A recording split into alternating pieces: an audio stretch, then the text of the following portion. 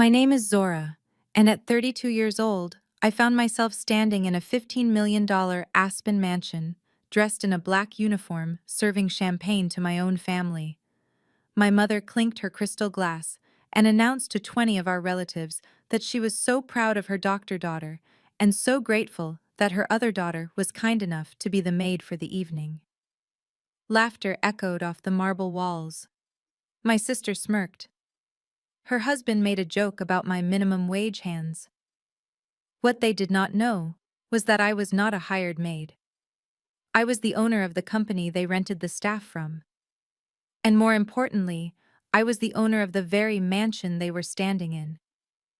Before I tell you exactly how I dismantled their perfect lives that night, let me know where you are watching from in the comments below. Hit the like button and subscribe if you have ever had to teach toxic family members a lesson they will never forget. Now let me take you to that dining room. The air in the Aspen estate was thick with the smell of roasted duck and expensive pine. I stood perfectly still near the grand mahogany table, holding a silver tray of Dom Perignon. My mother Brenda stood at the head of the table adjusting her designer silk wrap. She tapped her spoon against her glass. "Attention, everyone!" She projected her voice bouncing off the vaulted ceilings. "I want to make a toast. First, to my beautiful daughter Kendra, the most brilliant dermatologist in New York, and to her wonderful husband Trent, who generously rented this incredible estate for our family Christmas." 20 aunts, uncles, and cousins raised their glasses, murmuring in awe. Kendra flipped her perfect silk press over her shoulder and leaned into Trent, who puffed out his chest. Then my mother turned her gaze to me, her smile thinned into a smirk. "And of course we must raise a glass to Zora. We are just so blessed that she was kind enough to be the maid tonight. Somebody has to clean up after us, right?" The dining room erupted into laughter. Not polite chuckles, but loud, roaring laughter from the people who shared my blood. My Aunt Vivian shook her head and whispered loud enough for me to hear, saying it is such a shame I never applied myself. I did not flinch. I did not drop the tray. At 32 years old, I was used to being the punchline of this family. I stepped forward mechanically and began pouring the champagne into their outstretched flutes. When I reached Kendra, she did not even look at me, holding her glass out while she checked her reflection in her phone screen. When I stepped over to Trent, he leaned back in his chair, eyeing my plain black uniform. He held out his glass, and right as I poured, he subtly shifted it, making a few drops of the expensive wine splash onto the table. "Careful, Zora," he sneered, his voice dripping with condescension. "That bottle costs more than you make in a month scrubbing toilets. Do not drop it with those minimum wage hands of yours." I met his eyes. Trent was a white investment banker who loved nothing more than trying to put me in my place. He thought his money and his marriage to my golden child sister gave him a free pass to disrespect me at every turn. I simply pulled a crisp white cloth from my apron, wiped the table, and smiled. "Yes, Trent," I said, my voice perfectly even. "I will be very careful with the property." My calm reaction only annoyed him. He scoffed and took a loud sip. My mother rolled her eyes and shooed me away with her hand, telling me to go check on the kitchen because the appetizers were taking too long. I turned on my heel and walked toward the swinging doors of the kitchen.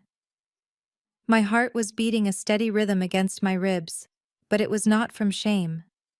It was from anticipation. As soon as the doors swung shut behind me, blocking out the sounds of their obnoxious cheering, I reached up and pressed the small earpiece hidden beneath my braids. "Security," I whispered into the hidden microphone.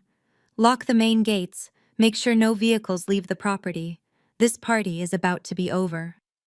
Before I could even reach the kitchen island to set down the tray, the door pushed open again. It was Aunt Vivian. She marched in, wearing a sequined dress that caught the harsh fluorescent lights of the prep area. She grabbed my arm, her acrylic nails digging into my skin. "Zora, what is wrong with you?" she hissed, pulling me into the pantry away from the catering staff who were busy plating the duck. "You are embarrassing your mother out there. Look at you.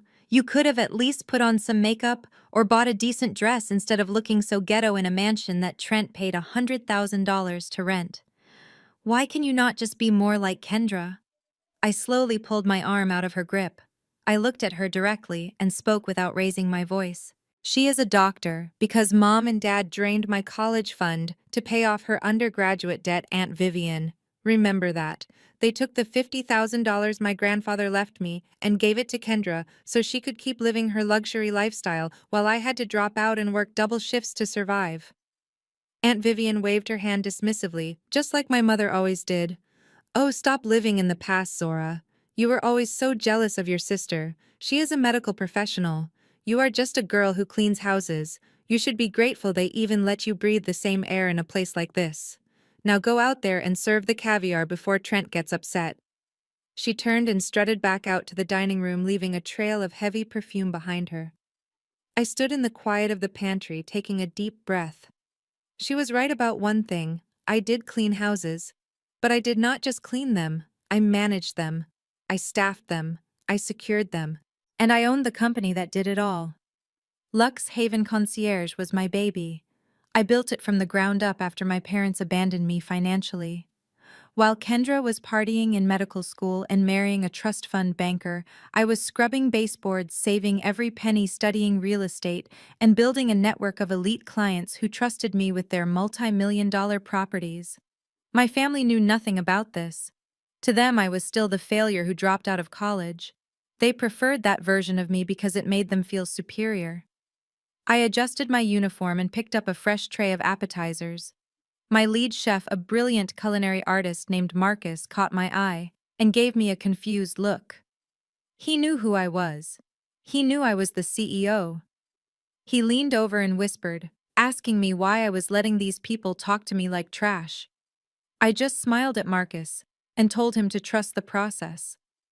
I walked back through the swinging doors into the dining room. The heat of the fireplace was nothing compared to the blazing anger radiating through my veins.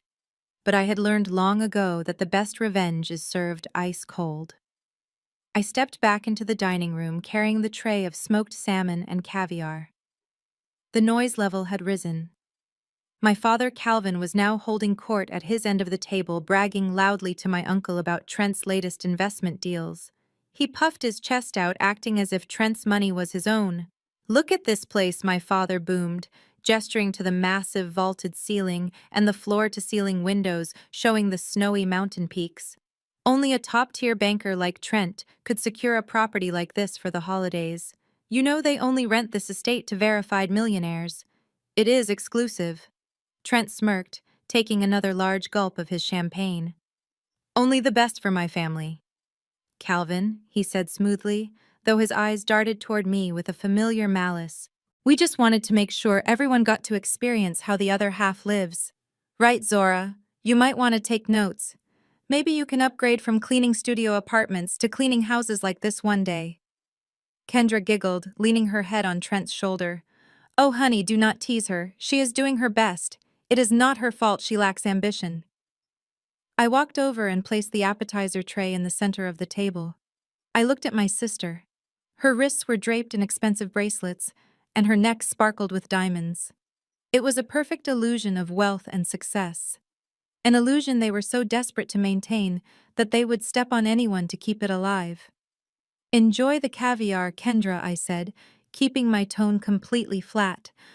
"I made sure the kitchen prepared it exactly the way you like." My mother scowled at me. "Do not speak unless spoken to, Zora," she snapped. "You are working. Act like it. We have guests." I nodded dutifully. "Yes, Mom," I replied. I stepped back, pressing my back against the cool stone of the fireplace mantel.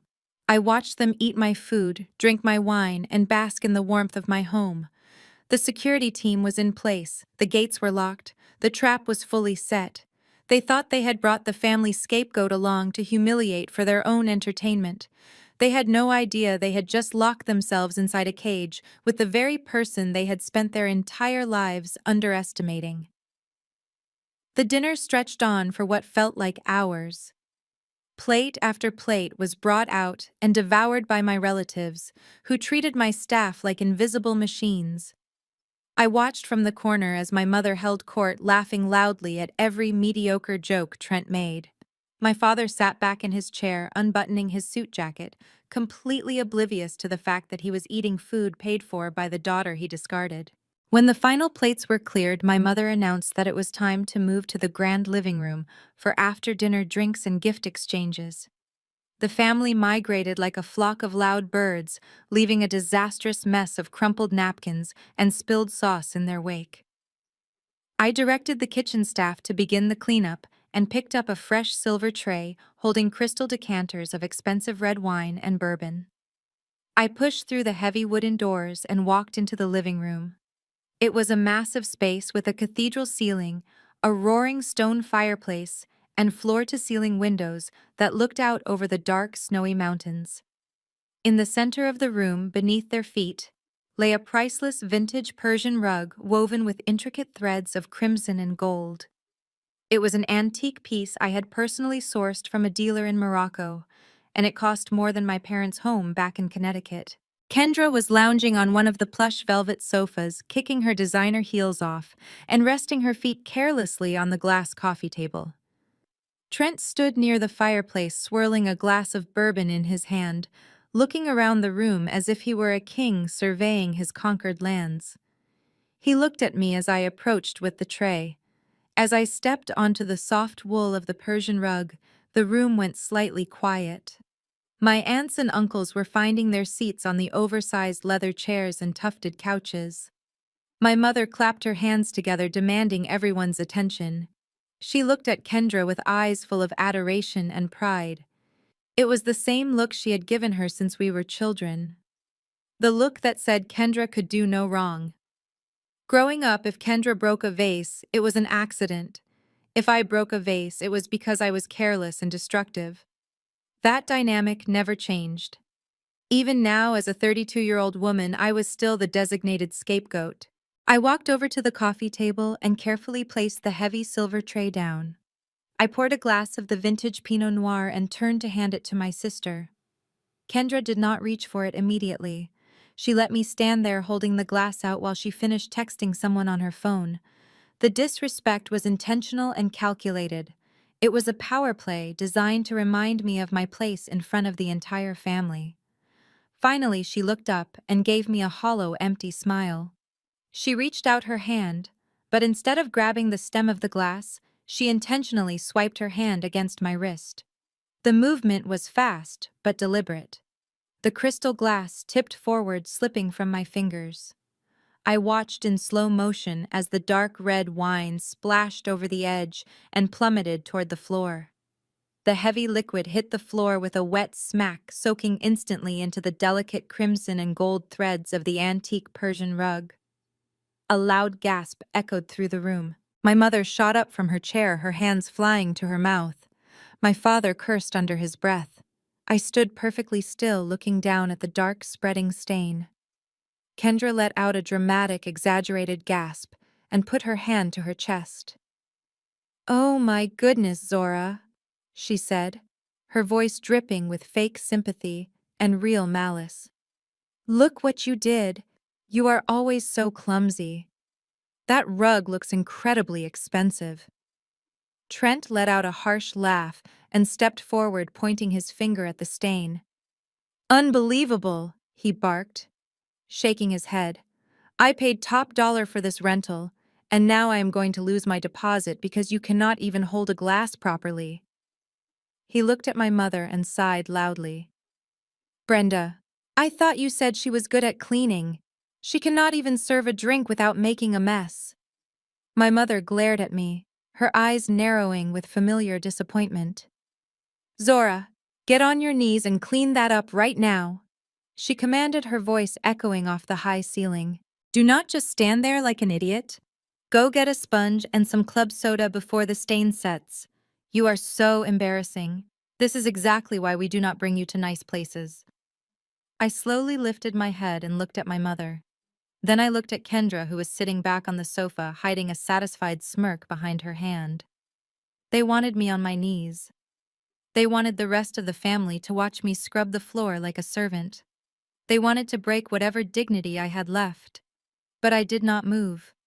I did not apologize. I crossed my arms over my chest and stared directly into my sister's eyes. No, I said quietly but firmly. The single word hung in the air like a physical weight. The room went dead silent. No one moved. No one spoke. The crackling of the fire was the only sound in the massive room. My mother took a step forward, her face turning red. "Excuse me?" she hissed. "What did you just say to me?" I said no. I repeated, my voice calm and steady. I did not drop the glass. Kendra knocked it out of my hand. "I am not cleaning it up." My father, Calvin, marched over, his face twisted in anger. "Do not, you dare talk back to your mother," he shouted, pointing a thick finger an inch from my face. "Trent rented this estate. He is the guest of honor. You are here to help out. If the management company charges his credit card for that rug, I swear to you, Zora, I will take the cost straight out of your bank account. I know you have a little bit of savings from those houses you clean, and I will drain every penny of it to pay Trent back. Do you hear me?" Trent stepped up right next to my father, crossing his arms and puffing out his chest. He looked me up and down with utter disgust. "You know what, Calvin," he said loudly, making sure the whole room could hear. "I am not even going to let her clean it. She will probably just ruin it more with her cheap products. I am calling the estate manager right now. I am going to have her thrown off the property for insubordination and trespassing. She is ruining our family vacation." Trent pulled his sleek phone from his pocket and unlocked the screen, glaring at me with a triumphant sneer. He thought he had won. He thought he held the ultimate trump card. I looked at the phone, then looked up into his arrogant blue eyes. I let a slow, genuine smile spread across my face. I uncrossed my arms and gestured casually toward the hallway. "Please, Trent," I said, my voice smooth as silk. "Call the estate manager. In fact, I think he is standing right outside the door. Call him in. Let us see exactly who is getting thrown off this property tonight." Trent stares at me, his face contorting into a mix of confusion and rage. He thinks I am bluffing. He thinks I am just the pathetic sister trying to save face in front of the family. The heavy mahogany doors of the living room swing open, and Mr. Pierce, the estate manager, steps inside. He is wearing a perfectly tailored charcoal suit and has a sleek earpiece tucked into his left ear just like mine. Trent immediately puffs out his chest, turning his attention to Mr. Pierce. Just the man I wanted to see," Trent says, his voice loud and demanding. "I need you to remove this caterer from the property immediately. She is refusing to clean up a spill and is harassing my family." But before Mr. Pierce can even open his mouth to respond, Aunt Vivian suddenly darts across the room. She grabs me by the elbow, her sharp acrylic nails digging into my skin through the thin fabric of my uniform. She yanks me backward, trying to pull me out of the center of the room and away from Trent. "What is wrong with you, Zora?" she hisses, her voice a harsh whisper that carries across the silent room. "Are you completely out of your mind? You are going to ruin this entire vacation for all of us. Trent paid a fortune for this place, and you are standing here acting like you own it." I look down at her hand on my arm and then up at her face. I do not move. Aunt Vivian glares at me, her eyes full of that familiar condescension that I have endured since childhood. "You should be down on your knees thanking God that Kendra and Trent even let you be in a house like this," she spits out. "You should be grateful. Kendra lets you breathe the same air. She is a brilliant doctor, Zora. She saves lives. And what do? You clean up after people. You need to learn your place and apologize right now before Trent gets you fired from whatever little agency sent you here." I gently but forcefully pry her fingers off my arm. I look her dead in the eye and I do not lower my voice. I want everyone in the room to hear me. She is a doctor because Mom and Dad drained my college fund to pay off her undergraduate debt. I say coldly, my words cutting through the tension like a knife. The room goes perfectly still. Kendra shifts uncomfortably on the velvet sofa, suddenly finding the ceiling very interesting. The smug look on Trent's face falters for a fraction of a second before returning. I keep my eyes locked on Aunt Vivian. Do you remember that? Aunt Vivian, I ask. Do you remember when I was accepted into the business program at Columbia University? I had the acceptance letter in my hand. I had worked 3 jobs in high school to pay for my own applications because my parents refused to help me. But then they took the $50,000 from my trust account, the money my grandfather specifically left for my education, and they gave it to Kendra. They gave it to her because she maxed out her credit cards, living in luxury apartments, and buying designer bags during her pre-med years. They stole my future to fund her lifestyle. So do not ever tell me to be grateful to her. Aunt Vivian opens her mouth but no words come out. She looks over at my mother seeking backup. My mother Brenda marches over her heels, clicking sharply against the hardwood floor. She steps between me and Aunt Vivian, her face flushed with anger and embarrassment. She hates being exposed, and she hates when anyone challenges the perfect narrative she has crafted for our family. Stop living in the past, Zora. She snaps, her voice trembling with indignation. Why do you always have to be so dramatic? You hold on to these ancient grudges just to play the victim. Kendra was in medical school. She was under a massive amount of stress, and she needed the financial support to secure her future. You were just going to study business. You could do that at any community college. We made a choice for the greater good of this family. You act like we left you to starve. The greater good, I repeat, letting out a dry, bitter laugh. You mean the greater good of Kendra's image. You did not just take my money, Mom. You took my grandfather's dying wish. He wanted me to build something for myself, and you handed it to the golden child so she could keep taking ski trips to Switzerland while claiming she was studying. My mother points a manicured finger right at my face, her eyes blazing. I will not tolerate this disrespect from you, Zora. Not tonight. Not when Trent has been so generous to bring us all to Aspen. You are ruining the atmosphere, and I will not have it. Trent has some very wealthy friends arriving in less than an hour for the evening reception, and I will not have you out here causing a scene and making us look like trash. She crosses her arms and glares at me, using the exact same tone she used when I was a little girl being punished for breathing too loudly. Now you are going to go back into that kitchen and you are going to check on the appetizers for the guests.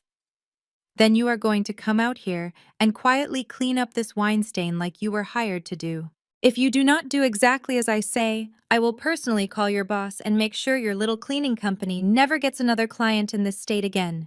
Do you understand me? I look around the room at all of them. My father is nodding in agreement with my mother, completely spineless as always. Kendra is smirking again, knowing she is fully protected by the shield of our parents' delusion. Aunt Vivian looks triumphant, having successfully rallied the family against the black sheep. And Trent is practically glowing with satisfaction, crossing his arms and waiting for me to bow my head and submit to the humiliation. They all expect me to break. They expect me to turn around, walk back into the kitchen, and accept my role as the invisible servant in their grand performance of wealth and success. They do not know that the days of me shrinking to make them feel big are long gone. They do not know that the tears I shed over that stolen college fund eventually watered the seeds of a multi-million-dollar empire. They thought burying me would keep me hidden, but they did not realize they were planting me. I stand my ground, my posture perfectly straight, and look directly into my mother's eyes. I do not break contact. The heavy silence in the room is deafening, broken only by the crackling of the fire and the howling of the winter wind outside the massive glass windows. Trent lets out an annoyed sigh and turns to Mr. Pierce, who has been standing quietly near the doorway, observing the entire exchange. "Well," Trent barks, snapping his fingers at the manager, "what are you waiting for? You heard my mother-in-law. This girl is unstable and she is harassing the guests. Grab her by the arm and throw her out the back door. I want her off the property before my friends arrive. I am not paying top dollar to deal with insubordinate staff." Mr. Pierce straightens his tie and finally steps fully into the room. The polished wood floor creaks slightly beneath his expensive leather shoes. He does not look at Trent. He does not look at my mother or Aunt Vivian. He walks slowly and deliberately, stopping exactly 2 feet away from me. He clasps his hands in front of him and bows his head in a gesture of absolute profound respect. The family watches in total confusion as the estate manager ignores the man who supposedly rented the mansion and instead defers entirely to the maid standing in the center of the ruined rug. Mr. Pierce keeps his head bowed, waiting for my instruction. Trent stands frozen, his hand still hovering in the air from where he had just snapped his fingers. The silence in the room is so thick it feels like it could suffocate them all. "What are you doing?" Pierce Trent finally stutters, his face turning a blotchy shade of purple. "I am the one who rented this house. I am the one paying your salary. Throw her out right now." Mr. Pierce slowly straightens his posture and turns his head just slightly to look at Trent. "Sir," he says, his voice perfectly polite but entirely devoid of warmth, "I do not work for you. I work for Lux Haven Concierge, and my employer is standing right in front of you." My mother lets out a confused sound, a cross between a gasp and a scoff. "What on earth is he talking about, Zora?" she demands, stepping forward. "Did you sleep with the manager to get this job? Is that why he is defending you?" Even now, my mother cannot fathom a world where I hold actual power. She would rather believe I sold my body than believe I built a business. I look at my mother, feeling a cold detachment replace the last lingering traces of childhood pain. I untie the knot at the back of my apron. I pull the black fabric over my head and let it fall right onto the puddle of spilled wine. Kendra watches the apron hit the floor, her eyes wide with a sudden flickering panic. She hates not being the center of attention, and she hates not being in control. She steps around Trent and walks right up to me, her designer heels clicking sharply against the polished wood outside the perimeter of the rug.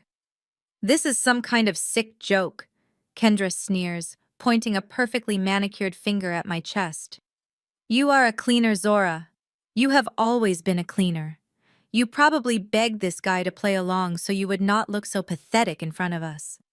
To prove her point, Kendra reaches over to the side table and grabs a full, untouched bottle of vintage Cabernet. She looks me dead in the eye, uncorks it, and turns it upside down. The dark red liquid glugs heavily out of the bottle, splashing onto the antique Persian rug, expanding the original stain into a massive, ruined circle. My father groans, holding his head. Trent smirks, crossing his arms again, feeling emboldened by his wife's audacity. "There," Kendra says, dropping the empty bottle onto the carpet. It lands with a dull thud. "Now it is a real mess. Get on your knees and scrub it, Zora. You are used to cleaning up our messes. Do it before Trent has you arrested for fraud." The whole room falls silent again, watching me. They are waiting for the crack. They are waiting for the tears. They are waiting for the little girl who used to hide in her pale blue bedroom and cry when her sister tore up her homework. But that girl is dead. She died the day she realized her family loved their image more than they loved her. I look down at the ruined rug. "It is a shame about the rug," I say quietly. "I sourced it from a private dealer in Marrakesh. It cost $25,000. Trent lets out a loud, barking laugh. "You sourced it," he mocks, shaking his head. "You are insane. You need psychiatric help, Zora." My mother steps forward, grabbing her purse. "This is over," Brenda says, her voice shaking with rage. "We are not doing this. Trent, call the police. Have them remove this psychotic girl from the property. We are trying to enjoy our Christmas." I look over at Mr. Pierce. "Pierce," I say, my voice ringing with absolute authority. "Bring in the staff." Mr. Pierce nods once. He presses 2 fingers to his earpiece and speaks softly into it. Seconds later, the heavy doors swing open again. My lead chef, Marcus, walks in, followed by the entirety of the catering and cleaning staff. 15 people step into the grand living room. They line up behind me, standing tall and completely silent.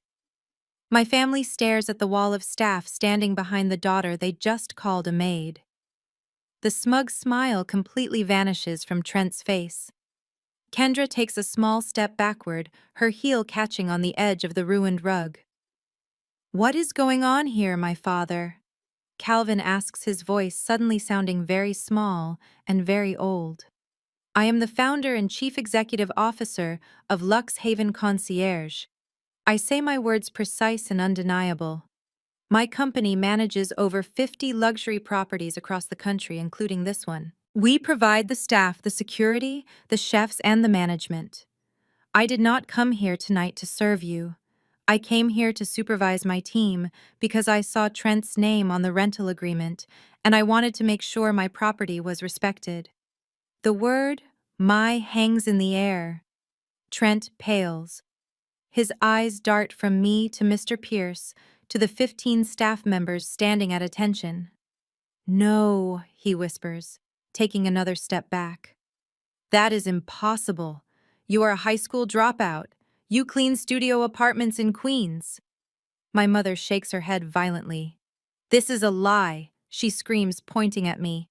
"It is a scam. She is trying to extort us, Trent. Call the police right now." I smile, holding my hand out to Mr. Pierce. He immediately hands me a sleek silver tablet. I tap the screen a few times, bringing up the master client dossier. "Oh, please call the police, Trent," I say softly, walking toward him. "I would love for them to be here when we discuss how exactly you paid for this $100,000 rental. Because according to my company's rigorous financial background checks, your credit is completely destroyed." Trent's mouth opens, but no sound comes out. The color drains entirely from his face, leaving him looking like a ghost in his expensive tailored suit. Kendra turns to him, grabbing his arm. "Trent, what is she talking about?" Kendra asks, her voice pitching up in panic. "Tell her she is lying. Tell them you paid for this. Tell them about your bonus at the bank." I look at my sister, and for the first time in my life, I feel absolutely nothing for her. No anger, no resentment, just pure cold pity. "He did not get a bonus."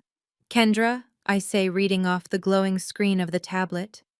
"He was fired from the investment bank 6 months ago for embezzlement. Your penthouse in New York is currently in pre-foreclosure. His black card was declined 3 times when he tried to book this estate through my website." A collective gasp rips through the room. My aunts and uncles start murmuring, looking at Trent with wide, judgmental eyes. The same eyes they had used to look at me all my life are now finally turned on. The golden child's perfect husband. My father steps forward, his hands trembling. "Trent?" Calvin demands, his voice cracking. "Is this true? What is going on with your job?" Trent is sweating now. Beads of moisture form on his forehead, and his eyes dart wildly around the room, looking for an exit. He tries to laugh, but it comes out as a desperate choking sound. "Calvin, do not listen to her." Trent stammers, backing away. "She is hacking into my accounts. She is making this up. She is just jealous of Kendra. She has always been jealous of Kendra." I tap the screen one more time. "I am not done. Trent?" I say, my voice cutting through his pathetic lies. "Since your cards were declined, you needed another way to pay the deposit. My security team flagged the transaction because the name on the credit card did not match the name on the rental agreement. Would you like to tell my father whose social security number you used to open the line of credit to pay for this house? Or should I?" The tablet glows in my hand, illuminating the sheer terror on Trent's face. My father, Calvin, takes a slow step forward, his eyes darting between me and his perfect son-in-law. "What are you saying, Zora?" Calvin asks, his voice trembling, now completely stripped of its usual booming authority. "What do you mean he used my social security number?" I look at my father and feel a brief flash of pity before the cold reality settles back in. I tap the screen and open the digital file for the rental agreement. "The reservation was made under your name, Dad," I say clearly, so the entire room can hear. "Trent applied for a high-limit holiday line of credit using your personal information. He forged your digital signature and authorized a $100,000 charge for this 1-week rental. You are currently on the hook for every single penny of it." Calvin stumbles backward, hitting the edge of the velvet sofa. He clutches his chest, his face turning an ashen gray. $100,000, he gasps. I do not have that kind of cash liquid. Trent told me he paid for this as a Christmas gift. Trent suddenly lunges forward, reaching for the tablet in my hand. Give me that, you lying piece of trash, he snarls. But before his fingers can even brush the metal casing, Mr. Pierce steps smoothly into his path, blocking him completely. Two of the large security guards from my team immediately step up beside Mr. Pierce, their hands resting casually but purposefully on their belts. Trent stops dead in his tracks, realizing he is completely outmatched. Kendra lets out a piercing shriek. She grabs Trent's arm, pulling him around to face her. Tell me she is lying! Kendra screams, her perfect facade completely shattering. Tell me you did not steal my father's identity. Tell me we are not losing the penthouse. Trent looks at his wife and his panic morphs into a vicious, ugly rage. He violently yanks his arm out of her grasp. Oh, shut up, Kendra! He barks, his voice echoing off the high ceilings. You think keeping up with your lifestyle is easy? You think those designer bags and ski trips pay for themselves? You bleed me dry every single month. I lost my job 6 months ago, and you did not even notice because you were too busy taking selfies at country clubs. I had to do this so you would not embarrass me in front of your judgmental family. The room erupts into complete chaos. My aunts are gasping and clutching their pearls. Uncle George steps between Calvin and Trent, looking like he is ready to throw a punch. Kendra collapses onto the sofa, sobbing hysterically, her face buried in her hands. The golden child, the brilliant doctor, is suddenly married to a broke criminal. The illusion of their perfect upper-class life has evaporated in less than 5 minutes, leaving nothing but a massive mountain of debt and lies. My mother Brenda is breathing heavily. Her eyes dart wildly around the room, looking for a way to fix this, to salvage the narrative she has clung to her entire life. She looks at Trent with absolute disgust, and then she looks at me. The glare of hatred she usually reserves for me is gone, replaced by a desperate manic pleading. Zora, she says, rushing toward me and grabbing my hands. Zora, listen to me. You own this management company, right? You have the power to fix this. Just cancel the charge, void the invoice. You cannot let your father go into debt like this at his age. It will ruin us. Erase the debt, Zora. We are your family. I look down at her hands gripping mine. These are the same hands that pointed to the door when I begged for help paying my community college tuition. These are the same hands that poured champagne to celebrate the sister who stole my future. I slowly pull my hands away from her. You want me to commit corporate fraud to save the man who just spent the last hour treating me like garbage? I ask, my voice completely steady. You want me to take $100,000 loss for the family that just stood in a circle laughing while my sister poured wine on the floor and told me to scrub it? Brenda starts crying, real tears streaming down her face, ruining her expensive makeup. Please, Zora, she begs, her voice cracking. I know we have been hard on you. I know things were not always fair. But you are successful now. You proved us all wrong. You do not need the money from this rental, but your father does. Please just make the charge disappear. Do it for me. I take a slow, deep breath, looking around the room at the people who share my blood. They are broken, panicked, and desperate. They are finally looking at me, not as the maid, not as the failure, but as their only savior. It is the moment I dreamed of when I was a teenager crying in my pale blue bedroom. But now that it is here, it does not feel like a victory. It just feels hollow. Void the invoice. I repeat, letting the words hang in the heavy air. You think my company just manages this property, Mom? You think I just handle the staffing and the billing for some nameless billionaire owner? Brenda looks up at me, her eyes wide and confused. What are you talking about? She whispers. I turn away from her and walk slowly toward the massive stone fireplace. Above the mantel sits a heavy locked mahogany cabinet. I reach out and type a 4-digit code into the digital keypad hidden on the side. The lock clicks open. I pull out a thick leather-bound folder and walk back to the center of the room. I toss the folder onto the glass coffee table right in front of Kendra, who is still sobbing. The folder falls open, revealing a stack of official legal documents bearing the state seal. I am not going to void the invoice. I say, my voice ringing with absolute finality. Because I did not just come here to check on my staff. I came here to spend Christmas in my house. I bought this $15 million estate 2 years ago. You are standing in my living room. You are drinking my wine. You are wiping your tears on my furniture. And you, Trent, I say, turning my gaze to the man who is now shaking visibly. You used my father's stolen identity to pay me to stay in my own house while calling me a maid.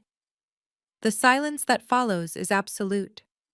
The crackle of the fire is the only sound in the world. My father stares at the deed on the table, reading my name printed in bold black ink as the sole owner of the property. My mother covers her mouth, choking on a sob of pure shock. The power dynamic in the room has not just shifted, it has completely obliterated them.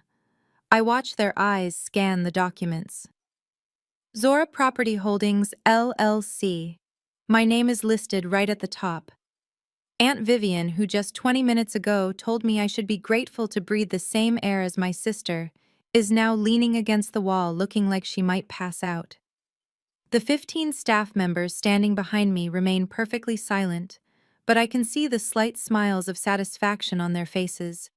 They know exactly what I endured to build this empire. Mr. Pierce steps forward again. "Mom," he says softly, "how would you like to proceed with the guests?" I look at my family, the people who broke me so they could build Kendra up. They have absolutely nothing left to say. The truth is a mirror they cannot look away from. I nod to Mr. Pierce. "The police should be arriving any minute," I say calmly. I called them before I even walked into the dining room. Trent is going to jail for identity theft and credit card fraud. As for the rest of them, they can start packing. The rental agreement is officially terminated. Trent took another step toward me, closing the distance until he was practically looming over my space. He was a tall man used to using his physical size to intimidate people in boardrooms, and apparently, he thought the same tactic would work on his sister-in-law. His face was flushed, a deep, angry red, and I could see a small vein pulsing near his temple. He pointed his finger right at my face, his hand shaking slightly with rage. The heavy gold watch on his wrist caught the light of the fire as he gestured aggressively. "You think you are so smart?" Zora Trent sneered, his voice low and threatening. "You think because you share blood with my wife that you have some sort of protective shield? Let me remind you of how the real world works. You are a nobody. You clean up dirt for a living. I am the one holding the checkbook. I am the one who dropped 100 grand to give your pathetic family a taste of luxury, and I can have you thrown out of here in the blink of an eye." I did not step back. I did not break eye contact. I simply tilted my head slightly and smiled at him. It was the kind of calm, knowing smile that absolutely infuriates a narcissist who is trying to gain control. "Is that right, Trent?" I asked, my voice barely above a whisper, but carrying clearly in the dead silent room. "You are going to throw me out into the blizzard." "Watch me," he barked. Trent spun around, turning his back to me, and looked toward the grand double doors of the living room. He clapped his hands loudly twice, the sharp sound cutting through the thick tension like a gunshot. When no one immediately appeared, he let out an exasperated sigh and stormed toward the hallway. "Estate manager," he bellowed, his voice echoing off the vaulted ceilings. "Get in here right now. I have a security issue." My mother rushed forward, grabbing the arm of Trent, trying to soothe him.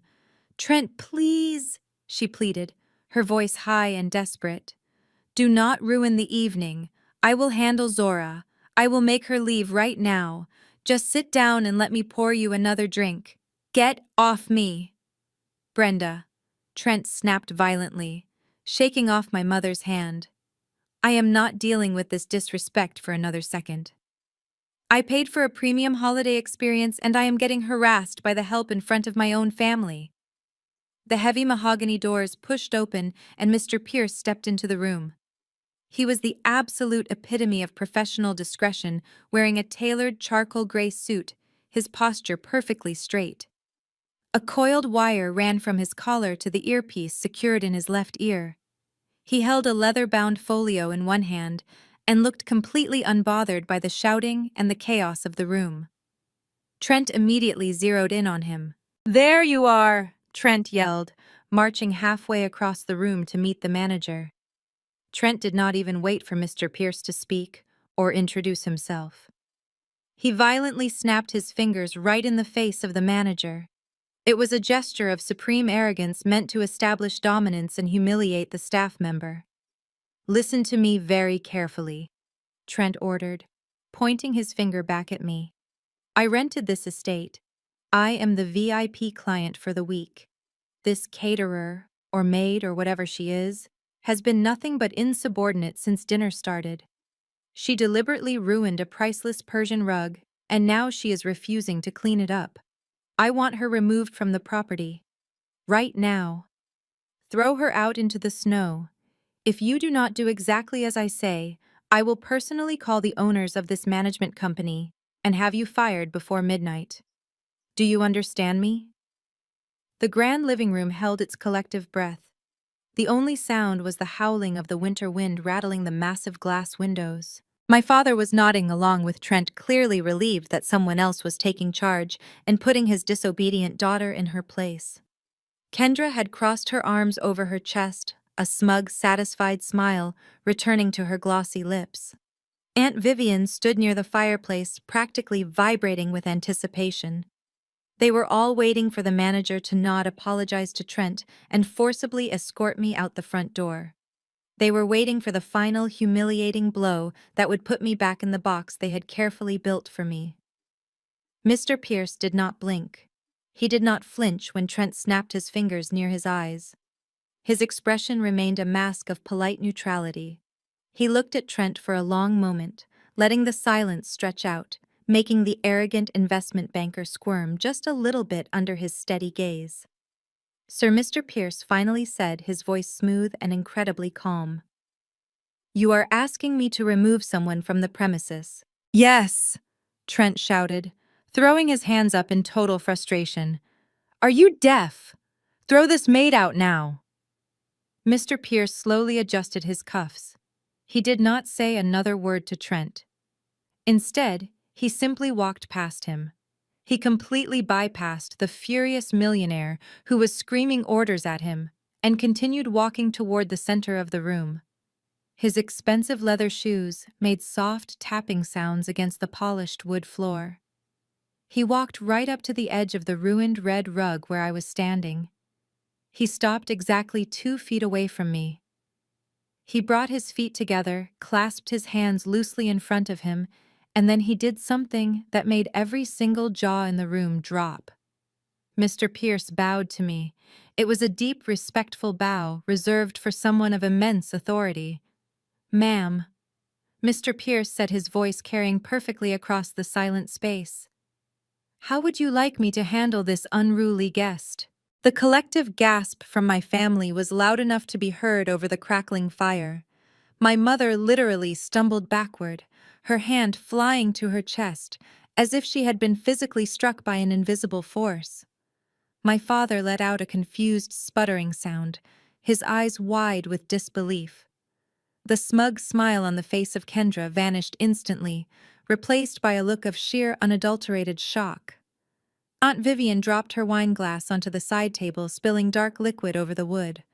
Trent froze, his arms still extended, pointing at nothing. He slowly turned around, staring at the back of Mr. Pierce. "What did you just say?" Trent demanded, his voice cracking with panic and confusion. "What are you doing, Pierce?" "I am the client. She is a maid." "Why are you bowing to her?" Mr. Pierce slowly straightened his posture. He kept his eyes respectfully on me, waiting for my command, completely ignoring the shouting man behind him. The power dynamic in the room had just flipped entirely, and my family was scrambling to comprehend what they were witnessing. The man they thought was the hired help had just called their golden child husband an unruly guest and deferred entirely to the family scapegoat. I looked at Mr. Pierce and offered a small, genuine smile. "Thank you, Mr. Pierce," I said, my voice calm and steady. "Please hold on for just a moment. I think my family is a little confused. I think it is time we clear up a few misunderstandings about who exactly is working for who tonight." I slowly reach behind my back and untie the tight knot of the black apron I have been wearing all evening. The rough fabric slips from my waist. I hold it in my right hand for a brief moment, feeling the weight of everything it represents. To my family, this piece of cloth is my entire identity. It is the symbol of my failure, the proof that I am beneath them, the uniform of the black sheep who could not make anything of her life. I looked directly into Kendra's wide, panicking eyes, and I let the apron fall. It lands softly right in the middle of the dark red wine stain on the antique Persian rug, soaking up the mess she deliberately made. "What are you doing?" my mother Brenda hisses, taking a step forward. "Pick that up right now, Zora. You are making a scene in front of Mr. Pierce. He is going to report you to your agency." I ignore her entirely. I keep my eyes on my sister and Trent, whose face is currently cycling through various shades of pale. "I do not work for an agency." I say, my voice ringing with a newfound clarity that bounces off the vaulted ceilings of the living room. "I am the agency. I am the founder and chief executive officer of Lux Haven Concierge, the company that manages this entire estate. The company that handpicked the private chef, the security detail, and the waitstaff standing in this house. The company Trent wired a massive deposit to just 48 hours ago."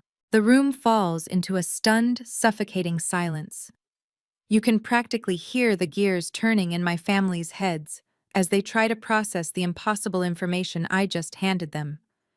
Kendra takes a stumbling step backward, her designer heel catching on the thick wool of the rug. Her mouth opens and closes, but no sound comes out. The color drains entirely from her face, leaving her looking like a porcelain doll that has just been cracked down the middle. "That is a lie," my mother suddenly shouts, her voice shrill and desperate. She points a shaking finger at me. "Do not listen to her, Trent. She is lying. She is just trying to embarrass us because she is jealous. You do not own any company, Zora. You do not even have a college degree. You scrub toilets in studio apartments. How could you possibly own a luxury concierge service? You do not have the money or the education for something like this."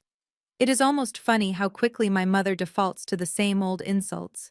Even when faced with undeniable reality, she clings to the narrative that I am nothing.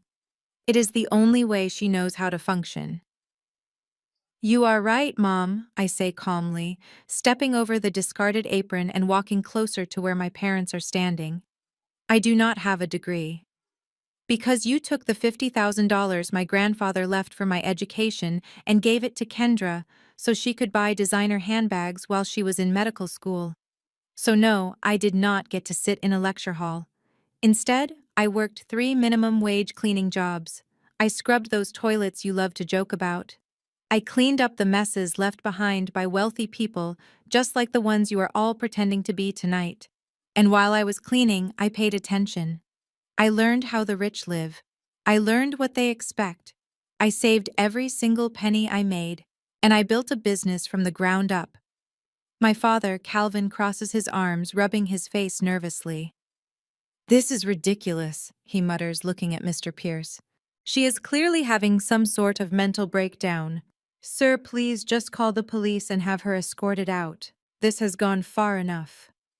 Mr. Pierce does not even acknowledge my father. He stands perfectly still, his hands clasped, waiting for my next command.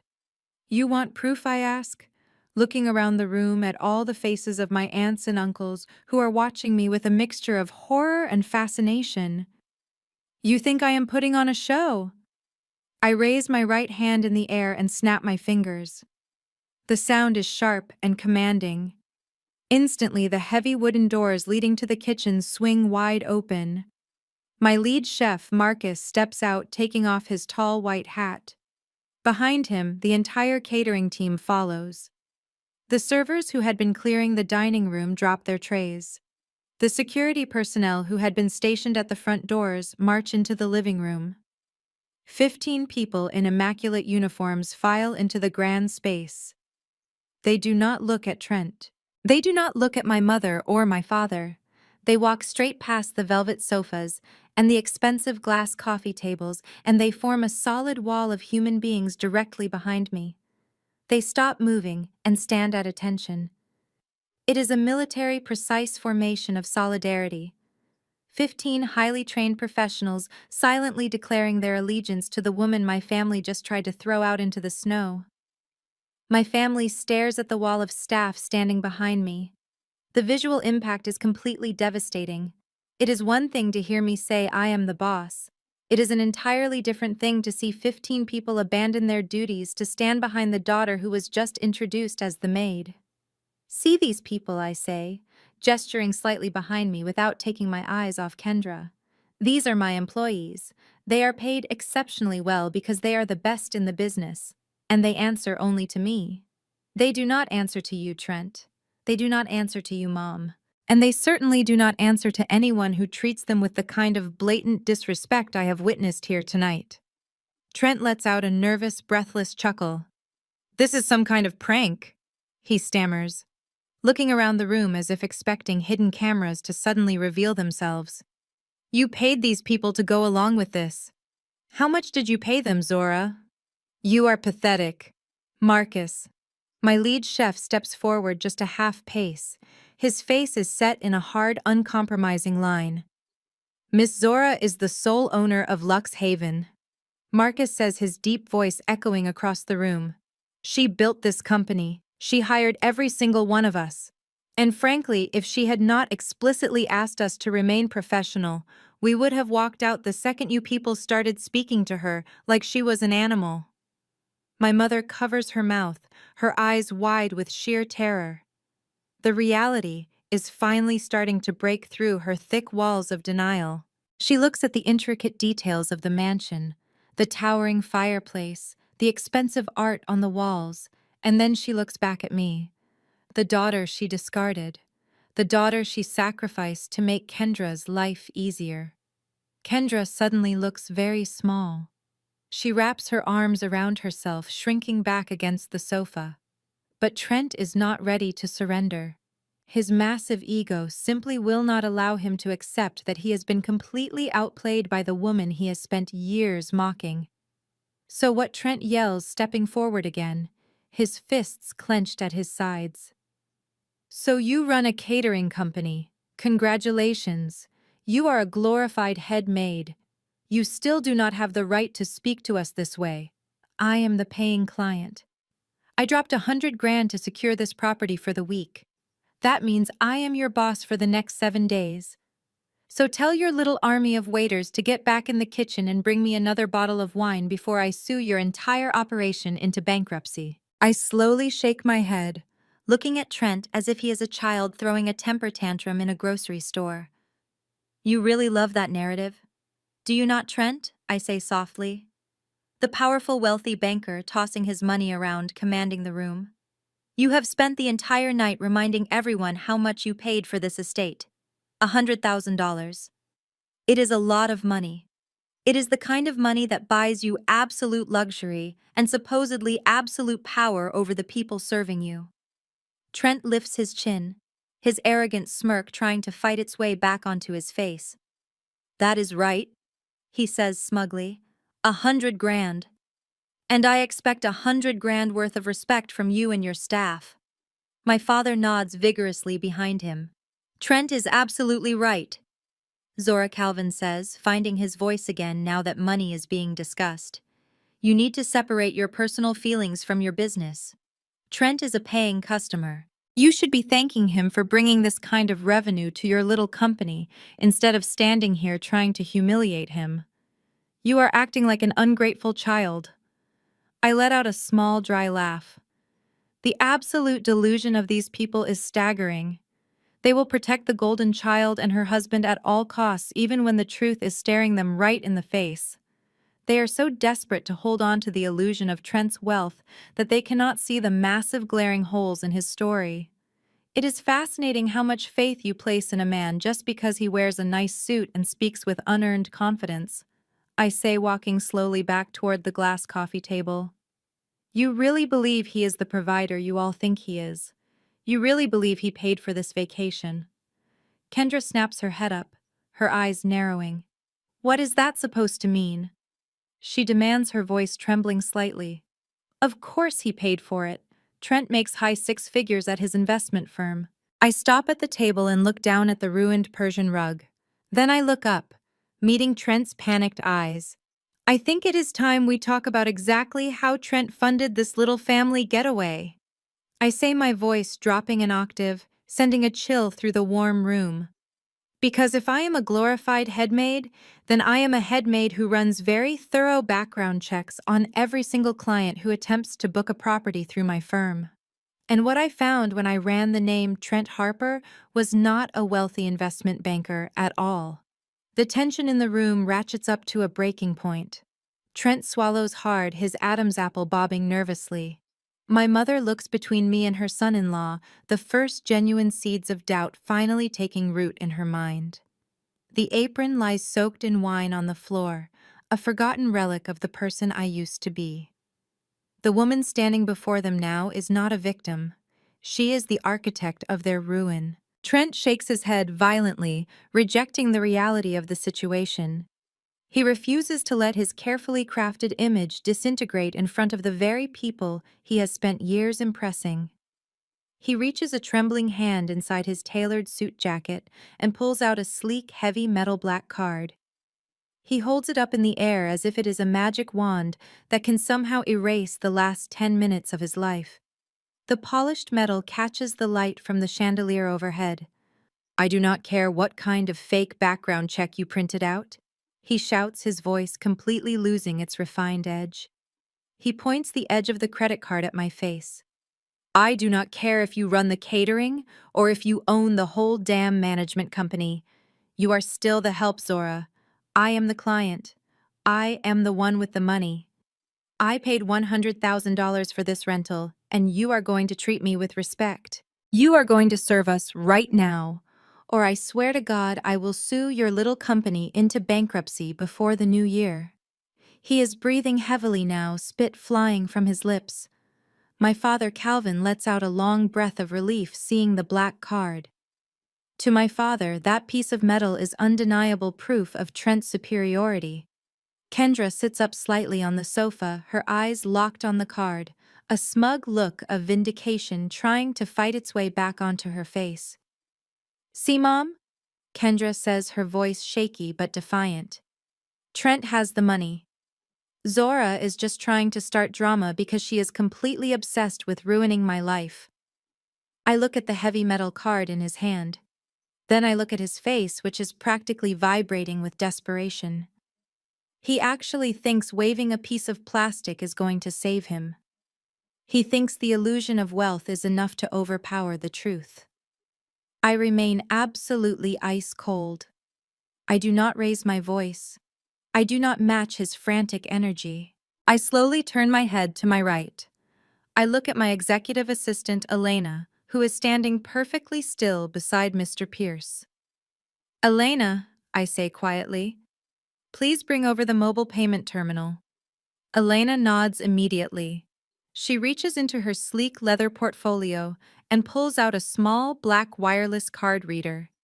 She walks over, handing it directly to me.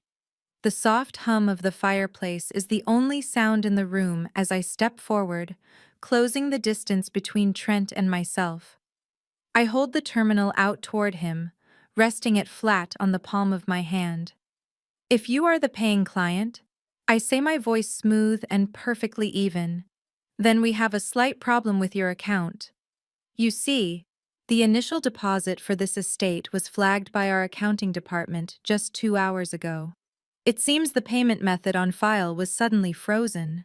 But since you are standing here waving your exclusive black card, claiming to be a multi-million-dollar banker, I am sure you will have no problem settling the balance right now.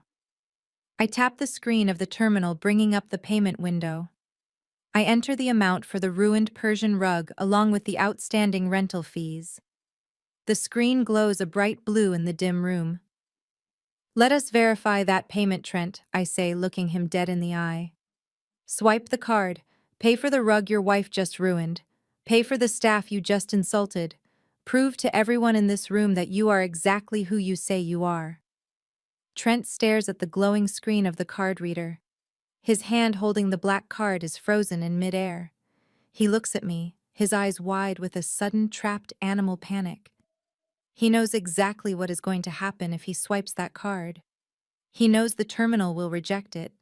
He knows his accounts have been completely drained by his desperate attempts to keep up appearances. Go ahead, Trent, my father Calvin encourages, leaning forward in his chair. Show her. Pay the bill, and then we can call the police to have her removed for harassment. Yes, honey, Kendra adds, standing up from the sofa. Just pay the stupid cleaning fee so we can get back to our family dinner. Trent's eyes dart from my father to Kendra, and then back to the small black machine in my hand.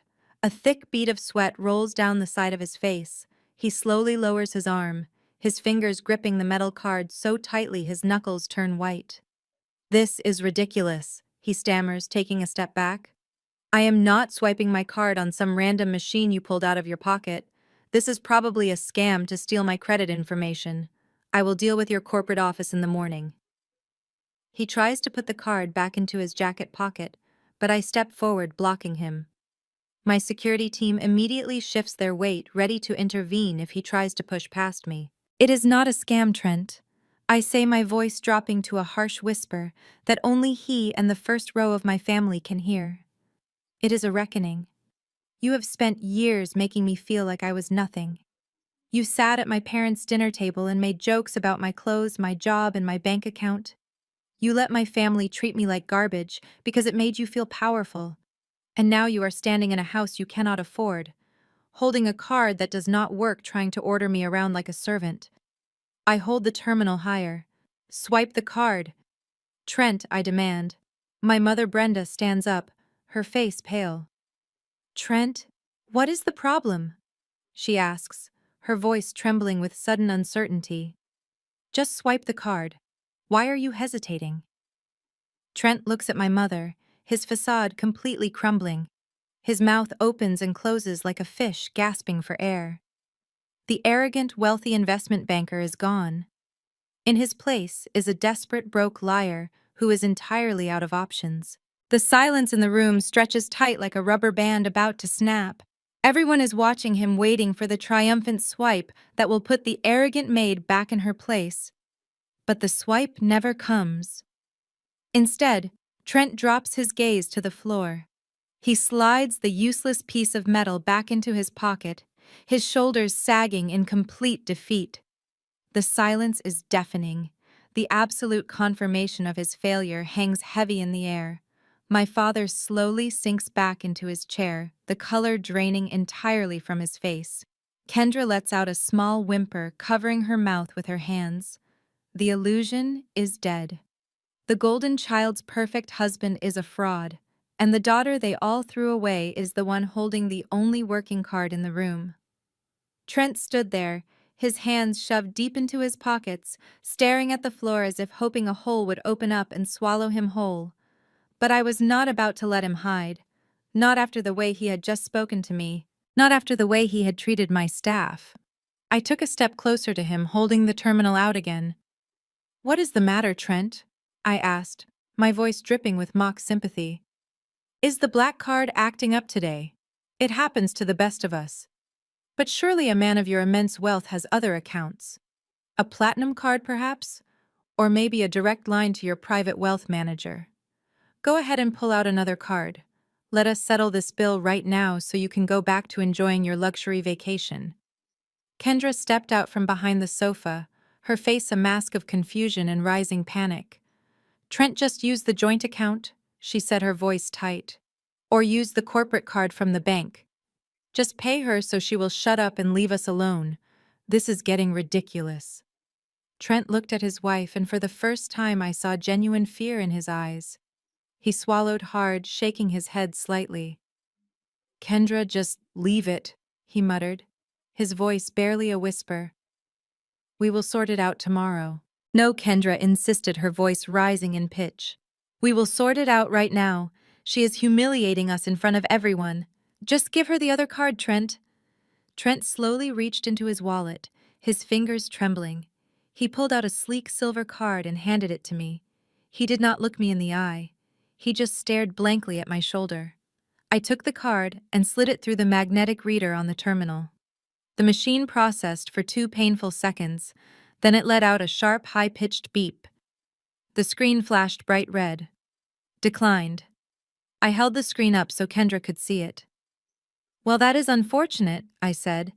"It seems this account has insufficient funds." Kendra gasped, snatching the card out of my hand. "That is impossible," she said, staring at the silver plastic as if it had betrayed her. "We just transferred 50,000 into that account last week. There has to be something wrong with your machine, Zora. You are doing this on purpose." "I am not doing anything, Kendra," I replied calmly. "The machine connects directly to the global banking network. It only reports what is there, or, in your case, what is not there." Kendra dug frantically into her own designer clutch, pulling out her personal credit card. "Fine," she snapped, shoving it at me. "Run mine. I will pay for the stupid rug myself." I took her card and swiped it. Beep. The screen flashed red again. "Declined. Account frozen." I turned the terminal around to face her. "Frozen," I read aloud. "That usually happens when an account is severely overdrawn, or when a bank suspects fraudulent activity, or perhaps when someone has not paid their minimum balance in several months."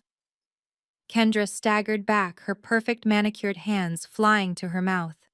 She looked at Trent, her eyes wide with terror. "Trent, what is going on?" she demanded, her voice cracking. "Why are my cards frozen? Where is our money? Where is the transfer from your bonus?" Trent wiped the sweat from his forehead with the back of his hand. He looked like a cornered animal. Beads of moisture were practically dripping from his chin. He opened his mouth to speak, but only a pathetic stutter came out. "Kendra." "I can explain," he finally managed to say. "The market took a massive hit. My investments were tied up. It is just a temporary cash flow issue." "A temporary cash flow issue," I repeated, letting out a dry laugh.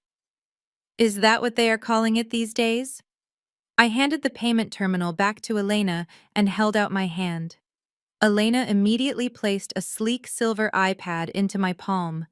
I tapped the screen, unlocking it and opening the secured client portal for Lux Haven. "You see, Trent?"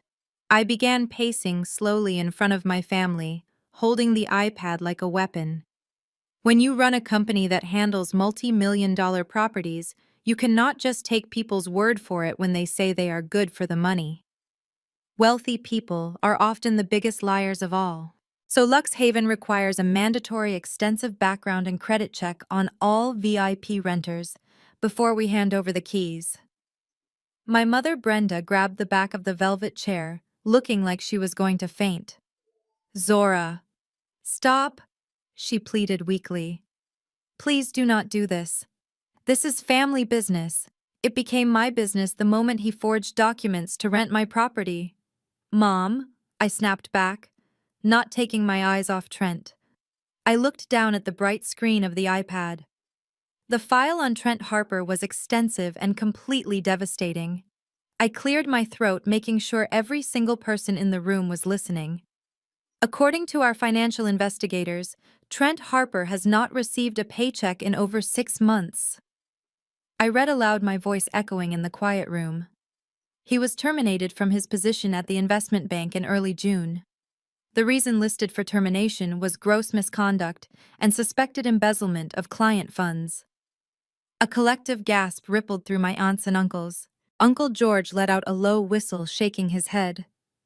My father, Calvin, collapsed fully into his chair, burying his face in his hands. Kendra let out a raw, guttural sob. She launched herself at Trent, pounding her fists against his chest. You lost your job, she screamed, her voice tearing through the air. You have been leaving the apartment every morning in a suit. Where have you been going, Trent? Where have you been going for 6 months? Trent tried to catch her wrists, trying to calm her down, but she fought him off wildly. Kendra, stop it! He hissed, trying to maintain some shred of dignity in front of the audience. I was trying to fix it. I was day trading. I was trying to win it back before you found out. You spend so much money, Kendra. I could not keep up. I was not finished. I scrolled down the screen of the iPad. And it gets worse, I said, raising my voice to cut through their screaming match. Because Trent did not just lose his job, he lost everything. Your penthouse in Manhattan is currently 60 days past due on the mortgage. The bank initiated pre-foreclosure proceedings last Tuesday. Your car, the leased Range Rover that you love to show off, is scheduled for repossession next week. You are completely broke, Trent. You are drowning in debt, and you dragged my sister down with you. Kendra fell to her knees on the edge of the ruined Persian rug, crying hysterically. The pristine, beautiful doctor who had spent her entire life looking down on me was now sobbing on the floor, her perfect life exposed as an absolute sham. The illusion of the golden child and her wealthy Prince Charming had been shattered into a million unfixable pieces. And the truth was only just beginning to leak out. But there is still one piece of the puzzle missing, I said, stepping closer to my father, who was still hiding his face in his hands. If your accounts are frozen and your house is in foreclosure, how exactly did you manage to bypass our automated system to pay the security deposit for this estate? Because someone paid it. Someone with a very good credit score and a clean history. Trent froze his eyes, darting toward the front door as if calculating whether he could make a run for it. The sweat was pouring down his face, now soaking into the collar of his expensive dress shirt. He knew what I was about to say. He knew the final nail in his coffin was about to be hammered in, and there was absolutely nothing he could do to stop it. Trent suddenly lunged toward his wife, grabbing her by the bare shoulders. He hauled Kendra to her feet, his fingers digging into the expensive silk fabric of her dress. Kendra, listen to me, he hissed, his eyes darting frantically around the room as if looking for any possible escape route. She is manipulating the data. You know how these tech systems work. Anyone can type up a fake report on an iPad to make someone look bad. This is Zora we are talking about. She has spent her entire life trying to destroy what we have because she is a miserable, lonely woman who scrubs floors for a living. Kendra stared at him, the expensive mascara running down her cheeks in thick, dark lines. Is it true, Trent? She asked, her voice barely a whisper, but echoing loudly in the absolute silence of the room. Look me in the eye and tell me it is a lie. Tell me the penthouse is fine. Tell me the bank did not fire you for stealing. Of course it is a lie, Trent barked, forcing a strained laugh that sounded entirely unhinged. I am a senior vice president, Kendra. They do not just fire guys like me. There was a misunderstanding with a client account, yes, but it is being handled by my legal team. As for the mortgage, the bank made an administrative error. I was on the phone with them all morning trying to sort it out. Zora probably just hacked into some public record database and pulled up incomplete files to humiliate us. You cannot believe her, Kendra. We are a team. We are the successful ones in this family. Do not let this jealous maid ruin our Christmas. I watched him spin his desperate web of lies. It was almost impressive how easily the manipulation flowed from his lips. He was so used to controlling the narrative, so used to relying on my family's blind worship of his status, that he truly believed he could talk his way out of hard evidence. My father Calvin was practically leaning forward in his chair, desperately wanting to believe Trent's excuses. Calvin needed Trent to be rich so that Calvin could feel rich by association. My mother Brenda was nodding slowly, her face pale but her eyes clinging to Trent's words like a lifeline. I handed the silver iPad back to Elena. I realized right then that digital screens were not going to be enough for these delusional people. They had spent their entire lives ignoring reality to protect their perfect image. I needed something heavy, something real that they could touch and feel and read with their own eyes. Elena, I said softly, not taking my gaze off Trent. The hard copies, please. Elena opened her sleek leather briefcase and handed me a thick manila envelope. I untied the string and pulled out a thick stack of printed paper. I walked over to the glass coffee table right next to where the ruined Persian rug still sat, soaking up the spilled wine. I dropped the stack of papers right in the middle of the table. The heavy thud made my mother jump in her velvet seat. "These are not digital files, Trent," I said, my voice perfectly calm, cutting right through his frantic rambling. "These are certified bank statements obtained directly through the credit authorization process you triggered when you tried to book this property. Page 1 is the official termination letter from your former employer, complete with the signature of the managing director and the threat of criminal prosecution if you do not return the stolen funds. Page 2 is the notice of default from your mortgage lender. And pages 3 through 10 are the credit card statements showing exactly how you have been funding my sister's lavish lifestyle with money that does not belong to you." Kendra lunged for the papers, falling to her knees on the floor. Her hands were shaking so badly she could barely separate the pages. She stared at the official bank logos, the glaring red numbers, the bold letters spelling out the word default. She traced her trembling finger over a specific line item on the third page and let out a choked, agonizing sob. "You maxed out the platinum card on that trip to Aspen last month," she cried, looking up at him with pure, unadulterated hatred. "You told me that was a corporate retreat paid for by the firm. You told me we were flying private on the company dime." Trent took a step back, his hands raised defensively as if shielding himself from her tears. "I did it for you," he shouted, his voice cracking, losing all its smooth, arrogant polish. "You are the one who needs a new designer bag every week, Kendra. You are the one who expects 5-star dinners every single night. Do you have any idea how much pressure it is to keep you happy? To keep this whole pathetic family thinking I am some kind of Wall Street god? I borrowed the money to keep the lights on and I was going to pay it back. I was day trading, trying to make it all back before you found out." "You did not borrow it, Trent," I corrected him, stepping closer so that I was towering over him while he shrank backward. "You stole it. You stole from your clients, and when that well ran dry, you started stealing from anyone else you could find." Which brings us back to my question. If you are swimming in debt and every single account in your name is frozen by the bank, how did you get the clearance to rent a $15 million estate? My father was staring at the scattered papers on the table, his jaw practically resting on his chest. He looked up at me, his eyes bloodshot and wide with a terrifying realization. "What do you mean, Zora?" he asked, his voice trembling violently. "If his cards do not work, then how are we here? Who paid for this?" I looked at my father, feeling a strange mix of pity and absolute disgust. This man had spent my entire life telling me I was not smart enough, not driven enough, not worthy enough. He had worshipped at the altar of this arrogant white banker simply because Trent wore an expensive watch and bought him expensive scotch. And now that very same idol was the one who had driven a knife directly into his back. I looked back at Trent. He was shaking his head silently, begging me not to say it. His eyes pleaded with me to keep the final secret buried. But I owed this man nothing. I owed this family absolutely nothing. "Mr. Pierce," I said without breaking eye contact with Trent, "please bring up the rental agreement and the credit application." Mr. Pierce stepped forward instantly, producing a beautifully embossed folder from his tailored jacket.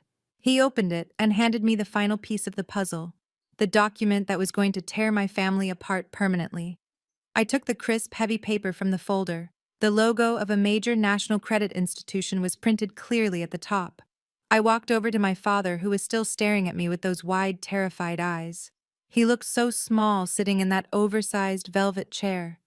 All his bluster and pride had completely vanished, leaving only the fragile shell of an aging man who was about to realize his entire belief system was a lie. I looked down at the paper and then back at his face. Trent did not rent this house.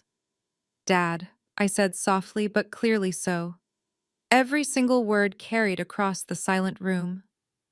You did. My father blinked heavily, his brow furrowing in deep confusion. What are you talking about, Zora? He asked, his voice barely a raspy whisper. I did not rent anything. I did not sign any papers. I do not even have an account with that institution. I know you did not physically sign it, Dad, I replied, sliding the document across the smooth surface of the glass coffee table until it rested directly in front of him. But your name is the primary account holder on the credit application. Your home address in Connecticut is listed. Your date of birth is there. And most importantly, your social security number was used to secure the funds. My father leaned forward, his trembling hands reaching for the document. He pulled his reading glasses from his shirt pocket and slipped them onto his face. The room was so quiet you could hear the harsh, ragged sound of his breathing. He scanned the lines of text, his eyes darting back and forth across the page. Trent used your identity to open a high-yield short-term line of credit. I explained, my voice devoid of any emotion. He needed a clean credit history to pass our background check and secure the $100,000 deposit. Since his own credit is completely destroyed, he stole yours. He forged your digital signature and authorized the transaction. You are currently $100,000 in debt to a secondary lender with an astronomical interest rate. My father dropped the paper. It fluttered back onto the glass table.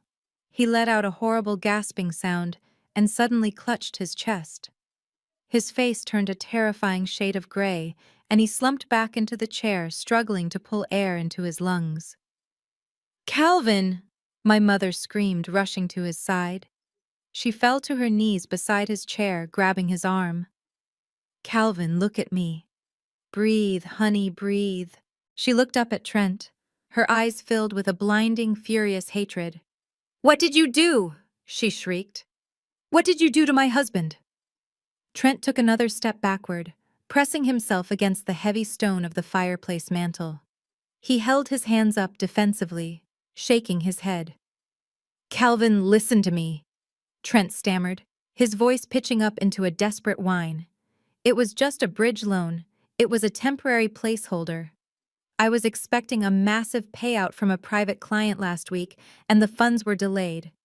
I just needed a clean name to hold the reservation until my wire transfer cleared. I was going to pay it off entirely on Monday morning. You have to believe me. Believe you. My father choked out, his voice raw with pain and betrayal. He pushed my mother's hands away and forced himself to sit up straighter, though he was still clutching his chest. I welcomed you into my home, Trent. I gave you my daughter. I defended you against everyone. I looked up to you. And you stole my identity. You committed fraud. You put $100,000 of debt under my name at the age of 65. Calvin. I swear it was just temporary, Trent pleaded, running a shaking hand through his hair. I would never hurt this family. We are a team, remember. We are the successful ones. I just wanted to give you all the luxury Christmas you deserved. I did it for you. I did it for Kendra. Do not put my name in your mouth, Kendra screamed from the floor where she was still surrounded by the printed bank statements. You did not do this for me. You did this to save your own pathetic ego. You wanted to look like the big shot provider in front of my family. You wanted everyone to worship you. You are a criminal, Trent. You are a broke, lying criminal, and you just ruined my father's life. My mother was crying hysterically now, holding on to my father's arm. We will call the bank, she sobbed frantically, trying to find a way out of the nightmare. We will tell them it was fraud. We will tell them Trent stole your number. They will cancel the debt, Calvin. They have to cancel it.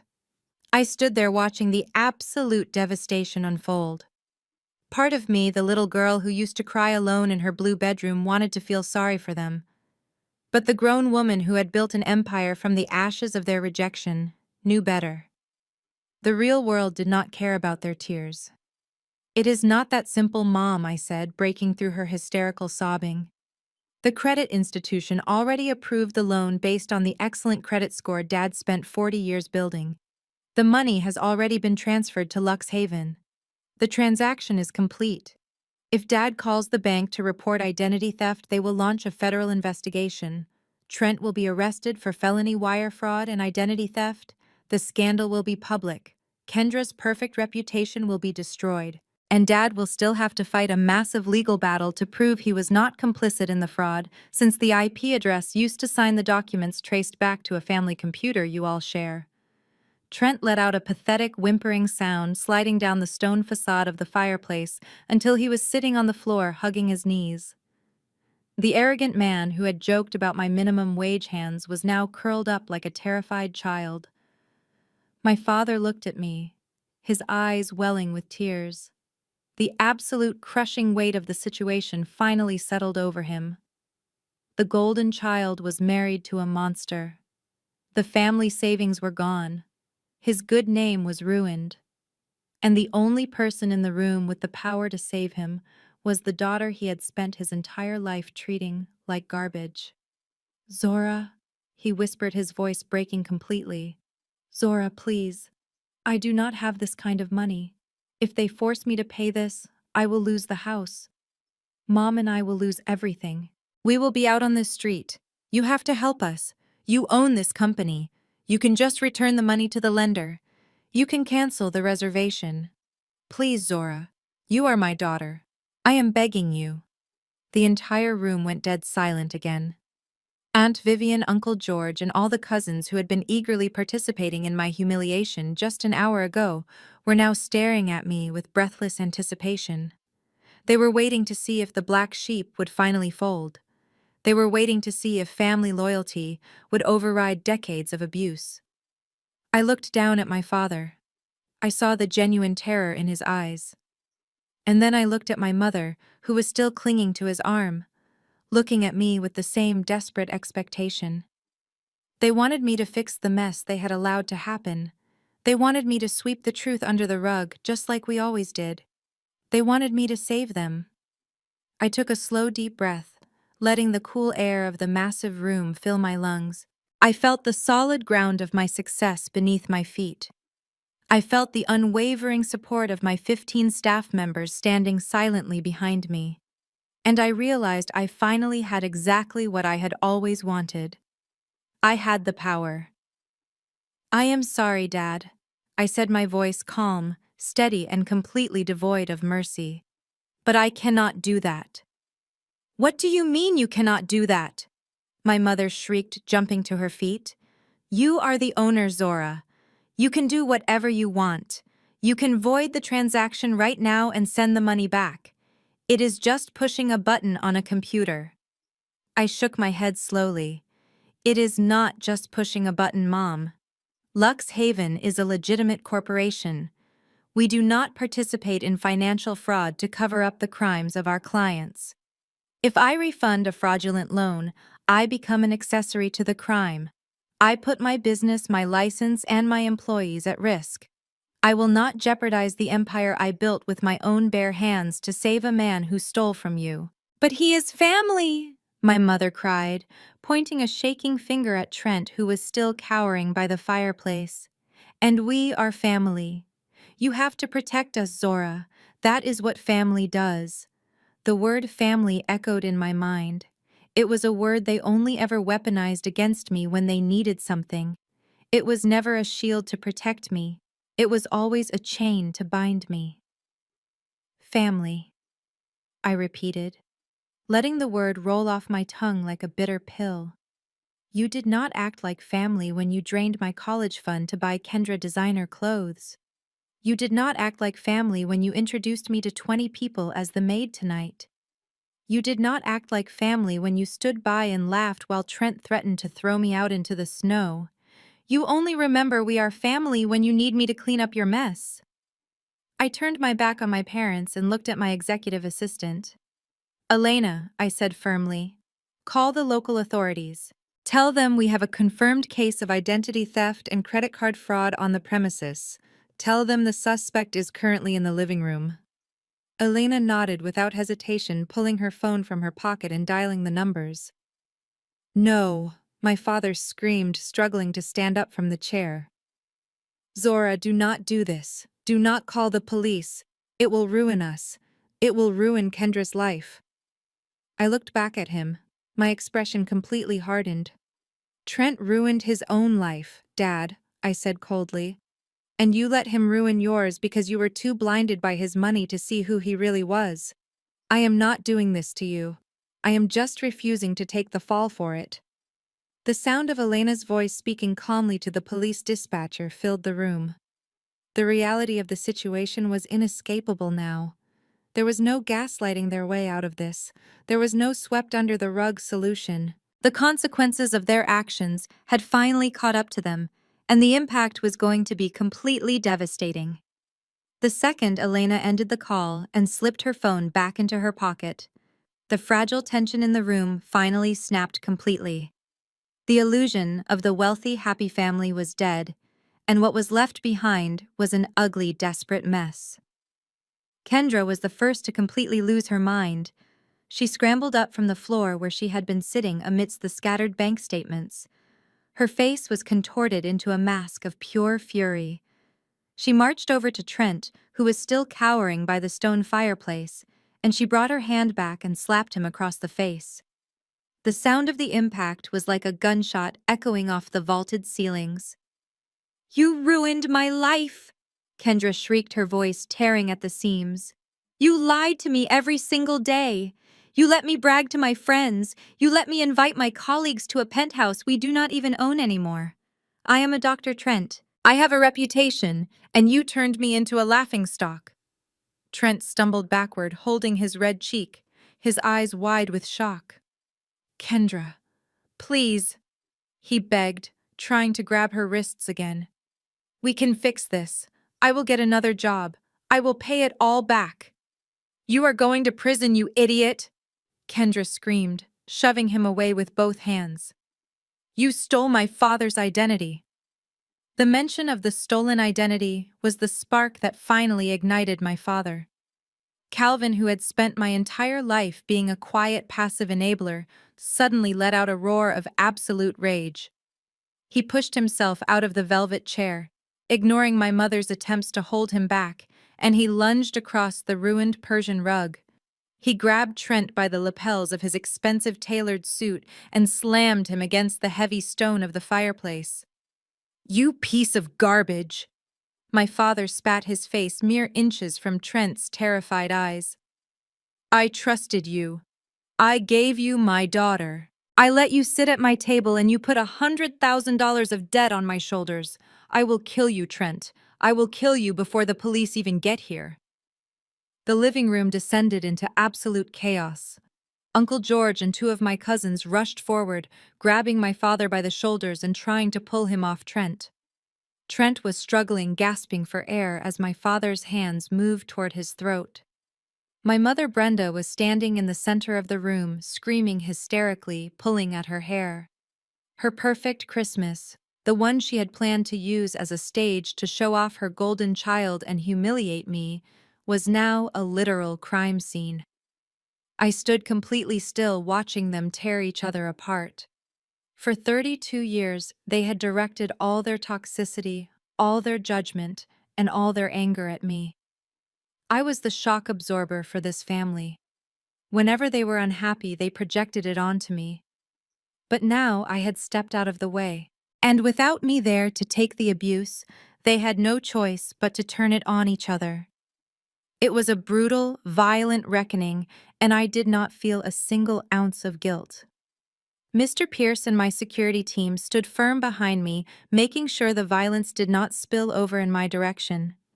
They watched the wealthy, sophisticated family reduce themselves to brawling animals in the middle of a $15 million living room. While my father and uncles were wrestling Trent to the ground and Kendra was sobbing loudly on the sofa, Aunt Vivian slowly separated herself from the screaming crowd. She smoothed down the front of her sequined dress, trying to compose her face into an expression of calm authority. The same Aunt Vivian who had grabbed my arm in the kitchen and told me I was ghetto and embarrassing was now walking toward me with a gentle, pleading look in her eyes. She stopped a few feet away, keeping a safe distance from my security team. "Zora, baby," Aunt Vivian said, her voice sickeningly sweet and soft. "Zora, we need to calm down. Things are getting way out of hand here." I looked at her, raising one eyebrow. "Out of hand?" I repeated flatly. "Yes," baby Aunt Vivian said, taking a cautious step closer. "Look at your father. His blood pressure cannot take this. And Trent made a terrible mistake, yes, but he was just trying to provide for your sister. We are a family, Zora. We are black folks. We do not call the police on our own family. You know how the system treats our men. You cannot send the police into this house to arrest your brother-in-law." I stared at her, completely amazed by the sheer audacity of her words. She was actually trying to weaponize my race and my family loyalty to protect a white man who had committed felony fraud against my father. "Do not try to play that card with me, Aunt Vivian," I said, my voice sharp as glass. "Trent is not my brother-in-law. He is a criminal who used my father's social security number to steal $100,000. The system you are so worried about is exactly where he belongs." "Zora, please," she begged, reaching a hand out toward me, but dropping it when Mr. Pierce narrowed his eyes at her. "If the police come, it will be a scandal. It will be on the news. Kendra's practice will suffer. Your parents standing in the community will be ruined. You have the power to stop this. Just tell the dispatcher it was a misunderstanding. Tell them your father authorized the charge, and you will work out the payment plan internally. You have all this money now. You can afford to let this go. Be the bigger person, Zora." I let out a laugh that was entirely devoid of humor. "Be the bigger person," I echoed.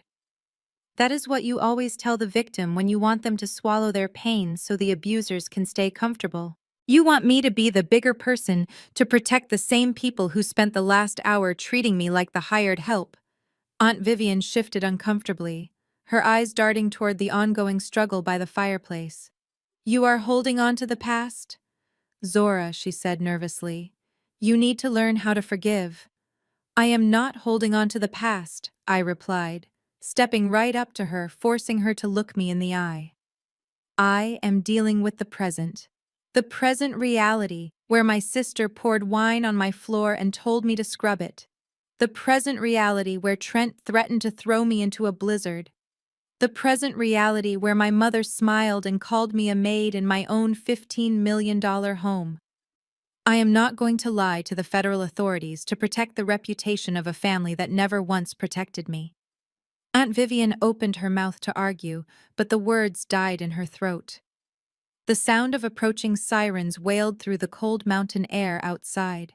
The red and blue lights began to flash against the tall snow-covered windows of the grand living room, illuminating the absolute destruction of my family's perfect facade. The police were here, and there was no going back. The red and blue lights flashing through the floor-to-ceiling windows cast long dancing shadows across the ruined living room. The reality of those lights hitting the glass finally shattered whatever fragile hope my mother was still clinging to. Brenda let out a guttural wail that sounded entirely inhuman. She dropped to the floor, her expensive silk dress pooling around her, and she literally scrambled across the hardwood toward me. She crawled over the edge of the ruined Persian rug, ignoring the spilled wine soaking into her clothes. "Zora, please," my mother sobbed, grabbing onto my ankles. Her fingers dug into my skin. She looked up at me, her face smeared with mascara and tears.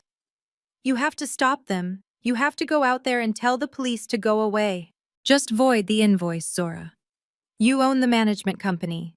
You can just erase the charge. If there is no charge, there is no victim and there is no crime. Erase the $100,000 debt for your father. We are your family. We gave you life. You owe us this." I stood there looking down at the woman who had birthed me. She was kneeling at my feet, begging for mercy. This was the same woman who had watched her husband hand my college fund to my sister, The same woman who had introduced me to 20 relatives as the maid just 2 hours ago. She was not crying for me. She was not crying because she realized how terribly she had treated me. She was crying because her perfect world was burning to the ground and she needed me to put out the fire. "You think I owe you, Mom?" I asked, my voice calm and completely detached from her hysteria. "You gave me life, but you spent the next 32 years making sure I felt like I did not deserve to live it. You watched Kendra tear me down and you applauded her. You watched my father ignore me and you joined him. You only claim me as your daughter when the police are at the door and the golden child's husband is about to be carried out in handcuffs." I reached down and pried her fingers off my ankles one by one. My mother collapsed forward, sobbing into the ruined rug. My aunts and uncles were completely silent now, watching the matriarch of the family completely break down. The flashing lights outside were getting brighter. Doors were opening and shutting in the driveway. The police were walking up to the front entrance. "Zora." My father begged from his chair, his voice weak and trembling. "Please, just void the management invoice. Cancel the rental. If Luxhaven drops the charges, the bank might drop the fraud investigation. Save me, Zora. Please." I took a step back away from my mother. I looked at my father and then at Trent, who was still huddled by the fireplace, shaking uncontrollably. "Void the invoice," I repeated slowly, letting the words sink into the heavy air of the room. "You think my company just manages this property? You think I am just a middleman who handles the cleaning and the catering?" My parents stared at me. Kendra lifted her head from the sofa, her eyes swollen and red. "What are you talking about?" Kendra whispered. I turned my back on them and walked slowly across the room. My footsteps echoed against the hardwood floor. I walked past my security team and approached the massive stone fireplace. Built into the stonework next to the hearth was a beautiful, heavy mahogany cabinet. It was locked with a digital keypad. The family had assumed it was just a storage closet for the owner's private belongings. They were right. I reached out and typed a 6-digit passcode into the keypad. The heavy lock clicked open with a solid metallic thud. I opened the mahogany doors and reached inside. I pulled out a large document framed in heavy dark wood and thick glass. The frame was heavy, but I carried it easily, walking back toward the center of the living room where my family was still frozen in their panic. I stopped at the glass coffee table right next to the scattered bank statements and the spilled wine. I lifted the heavy frame and slammed it down onto the glass. The sound was deafening, making everyone in the room flinch. "I did not just come here to check on my staff," I said, my voice ringing with absolute authority. "I came to spend Christmas in my house." The room stopped breathing. The silence was so profound it felt like a vacuum. My father slowly leaned forward, pulling his reading glasses back down his nose. He looked through the thick glass of the frame. It was the official property deed for the estate. The document was stamped with the state seal and signed by the county clerk. And right there in the center, under the section labeling the sole legal owner of the $15 million property, was my name. Zora. "This is my house," I said, looking directly at Kendra, whose mouth was hanging open in pure, unadulterated shock. "I bought this $15 million estate 2 years ago in cash. Every brick, every piece of furniture, every crystal glass you drank from tonight belongs to me. I built Luxhaven from nothing, and I used it to buy the very properties you people spend your entire lives pretending you can afford." I turned my gaze to Trent, who looked like he was going to vomit. "And you, Trent?" I continued, my voice dropping to a vicious whisper. "You stole my father's identity to secure a fraudulent loan so you could pay me to stay in my own house. You brought my family into my home. You drank my wine, and you had the absolute audacity to call me a maid in my own dining room." The sheer magnitude of the truth hit them like a physical blow. My mother let out a strangled gasp, covering her face with her hands. My father stared at the deed, his eyes tracing my name over and over again, as if trying to decipher an alien language. The daughter they had discarded, the one they had called a failure, the one they had banished to the role of the help, was a multi-millionaire property mogul. And the golden child, the doctor who had everything handed to her, was married to a broke criminal who had just destroyed their financial future. Kendra let out a hollow, broken laugh. It was the sound of a mind completely short-circuiting.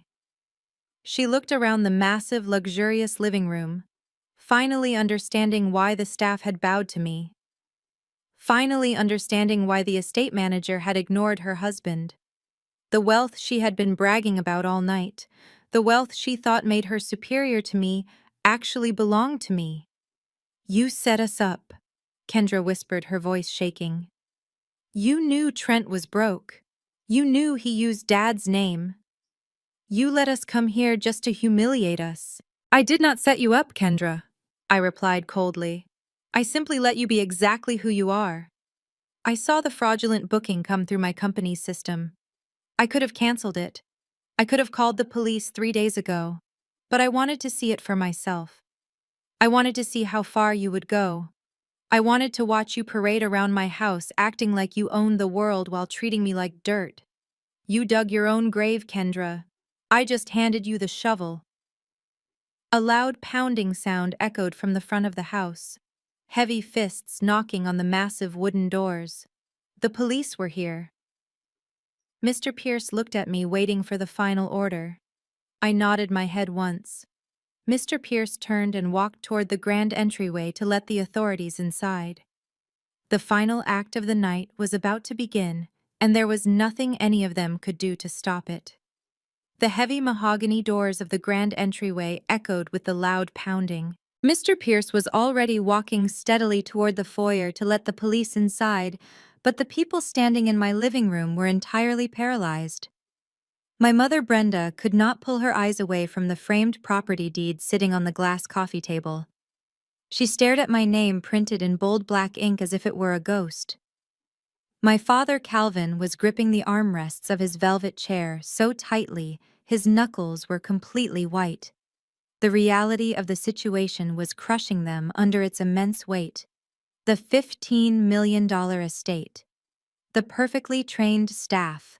The absolute luxury they had been basking in all evening. It all belonged to the daughter they had discarded. Kendra looked up at me.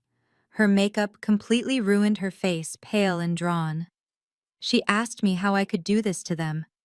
She said I was cruel for letting them walk into this house believing Trent had paid for it. I walked around the coffee table, my footsteps the only sound besides the crackling fire and the distant wail of more sirens approaching outside. I looked down at my sister and told her exactly how it happened. I explained that when Trent submitted the application to Lux Haven for this specific estate, the automated system flagged the Social Security number immediately. My accounting team brought the file directly to my desk because the name Calvin matched my father's name and the address matched my childhood home in Connecticut. I saw the forged digital signature. I saw the fraudulent line of credit. I told them I could have simply denied the application. I could have picked up the phone and warned my father that his golden son-in-law was stealing his identity and destroying his credit. But I did not do that, I said, letting my voice carry across the silent room. Because I knew exactly what this trip was. I knew Trent was trying to put on a grand show of wealth to keep you all under his spell after losing his job. I knew my mother would use this vacation as another opportunity to parade her successful doctor-daughter and wealthy banker son-in-law around while making sure I felt small. So I approved the rental. I bypassed the security flag, and I let the transaction clear. I let you all pack your bags and fly to Colorado. I wanted you to come here and sit in my house and drink my wine so I could see with my own 2 eyes if anything had changed. I wanted to see if 32 years of distance had made any of you realize how terribly you treated me. I walked over to where my mother was still kneeling on the floor next to the ruined Persian rug.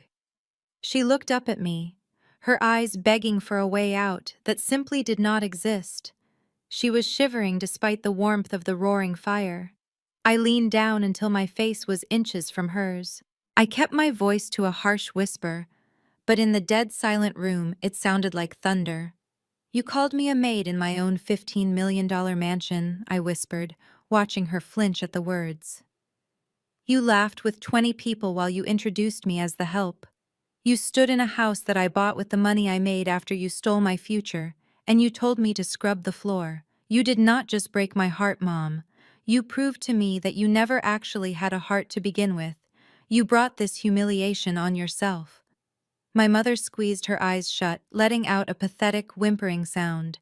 She dropped her head into her hands, completely broken by the crushing reality of her own actions. She had no defense. None of them did. But Trent was not capable of experiencing shame. He was a narcissist who had just been completely unmasked in front of his entire audience, and he was only capable of rage. The sound of the front doors opening and the heavy boots of the police officers stepping into the marble foyer finally pushed him over the edge. He realized his life as a wealthy, respected investment banker was officially over. He was broke. He was exposed. And he was about to be handcuffed in front of the family he had manipulated for years. Trent let out a primal scream. It was a sound of pure, unhinged fury tearing from his throat. He pushed himself off the stone hearth of the fireplace, his face twisted into an ugly mask of hatred. He lunged directly at me. "You did this to me!" He roared, his hands reaching out like claws, aiming straight for my face. "You set me up, you worthless piece of trash!" I did not even flinch. I stood perfectly still, watching the desperate man charge at me because I knew he would never reach me. Before he could even take 2 steps, my security team reacted. They had been waiting for exactly this moment, tracking his every micro-expression. 2 massive guards stepped smoothly in front of me, forming an impenetrable human wall. The first guard grabbed Trent by the shoulder and swept his leg out from under him with brutal efficiency. The second guard caught his other arm, twisting it sharply behind his back. Trent hit the hard, polished wood floor with a sickening thud. All the breath rushed out of his lungs in a harsh, violent grunt. His expensive watch scraped against the floorboards. The guards immediately pinned him down, pressing their knees firmly into his upper back to keep him from thrashing. "Let me go!" Trent screamed, his voice muffled against the floorboards. He struggled uselessly against the massive weight of the security personnel, his legs kicking out wildly. Kendra shrieked, jumping back onto the sofa to get away from the violence. She pulled her knees to her chest, sobbing uncontrollably as she watched her husband get tackled to the ground like a common criminal. My father just sat there in his chair, staring blankly at the wall, completely catatonic from the shock of his stolen identity and the mountain of debt he was now facing. The local police officers marched into the grand living room, their hands resting cautiously on their duty belts. The red and blue lights from their cruisers flashed brightly through the windows, illuminating the absolute chaos of the scene. They looked at Trent pinned to the floor, at the terrified family huddled on the furniture, and at me standing calmly behind my wall of security guards. Mr. Pierce stepped forward immediately, his demeanor perfectly professional, despite the violence that had just occurred. He handed the lead officer the thick manila envelope containing all the printed bank statements, the forged rental agreement, and the credit application. "Officers," I said, my voice perfectly steady, cutting through Trent's muffled screaming. "The man on the floor is Trent Harper. He is currently trespassing on my property. He has also committed felony identity theft and credit fraud, using my father's social security number to illegally obtain a $100,000 line of credit to rent this estate. The evidence is entirely documented in that file in your hands." The lead officer opened the folder and quickly reviewed the first page of the document. He looked at the forged signature and the background check report. He nodded grimly and signaled to his partner. The second officer walked over to where my guards were holding Trent. The guards stepped back, allowing the police to pull Trent roughly up from the floor. Trent was panting heavily, his expensive tailored suit entirely wrinkled and covered in dust. A small cut on his cheek was bleeding from where he had hit the floor. The officer shoved him against the stone fireplace and pulled his arms behind his back. The sharp, metallic sound of handcuffs clicking tightly into place echoed loudly through the living room. It was the sound of absolute finality. "Kendra," Trent begged, looking over his shoulder at his wife. "Kendra, please call a lawyer. Tell them it is a mistake. Tell your father to drop the charges. Kendra slowly looked up from her knees. Her face was a mess of smeared makeup and absolute despair. She looked at the man she had bragged about for years, the man who had funded her luxury lifestyle with stolen money, the man who had just ruined her family. She slowly shook her head and turned her face away entirely, unable to even look at him anymore. Trent let out a pathetic sob as the officers grabbed him by the arms and began marching him toward the front door. The golden child's perfect husband was leaving my $15 million mansion in the back of a police cruiser, and the satisfying wail of the sirens outside was the only music I needed to hear. The heavy mahogany doors slammed shut behind the police officers, cutting off the sound of Trent's pathetic sobbing. The red and blue lights continued to flash through the frosted windows as the cruiser backed down the long, winding driveway, taking the arrogant investment banker away to a freezing holding cell. The grand living room, which had been filled with the sounds of my family's laughter and mockery just an hour ago, was now dead silent. 15 of my staff members stood perfectly still, waiting for my final orders. My aunts and uncles were huddled together near the velvet sofas, looking at me with eyes full of absolute terror. They had finally realized that the punching bag they had used for 32 years was actually the one holding all the power. My mother Brenda slowly pulled herself up from the floor. Her expensive silk dress was stained with the red wine Kendra had purposely spilled. She looked old. The arrogant matriarch who loved to control everyone around her looked completely broken. "Zora," she whispered, her voice trembling so. "Zora."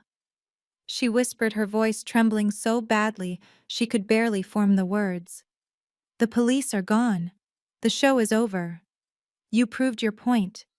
You humiliated us, and you ruined Kendra's marriage. Now please tell your staff to clean up this mess so we can go to bed. It has been a horrific night and we are all exhausted." I stared at her, unable to comprehend the sheer magnitude of her delusion. She actually thought they were staying. She thought after everything that had just happened, they were going to sleep in my custom beds and eat the breakfast my chefs prepared in the morning. "Nobody is going to bed here, Mom," I said, my voice echoing loudly in the quiet room. "The rental agreement was fraudulent and it is now officially terminated. You are all trespassing. You need to gather your things and leave my property immediately." The remaining color drained entirely from her face. "Leave," she gasped, taking a step toward me. "Zora, you cannot be serious. Look outside.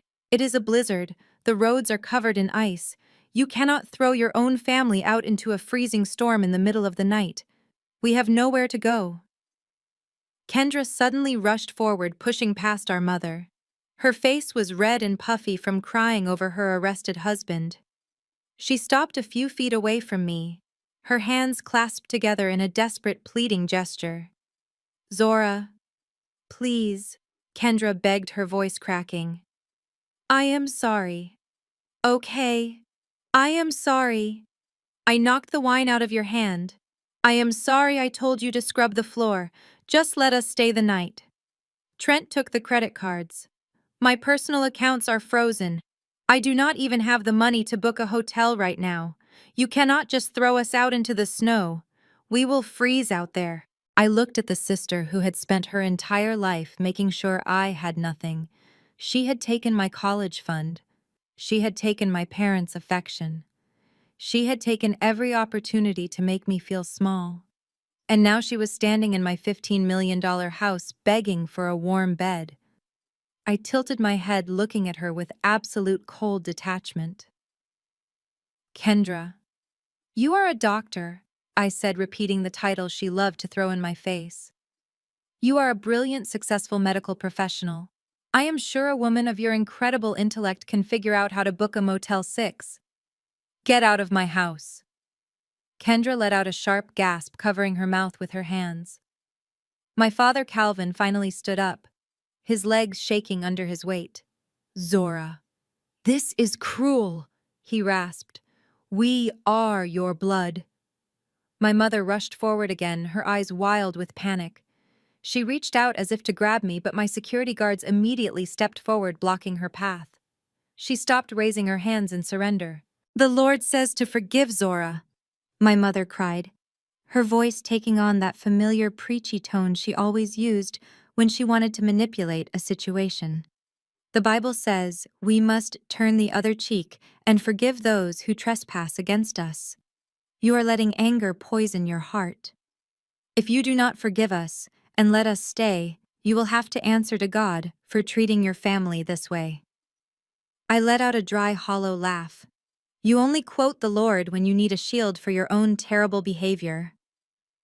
"Mom," I said, shaking my head, "you did not care about forgiveness when you watched Kendra tear up my college acceptance letters.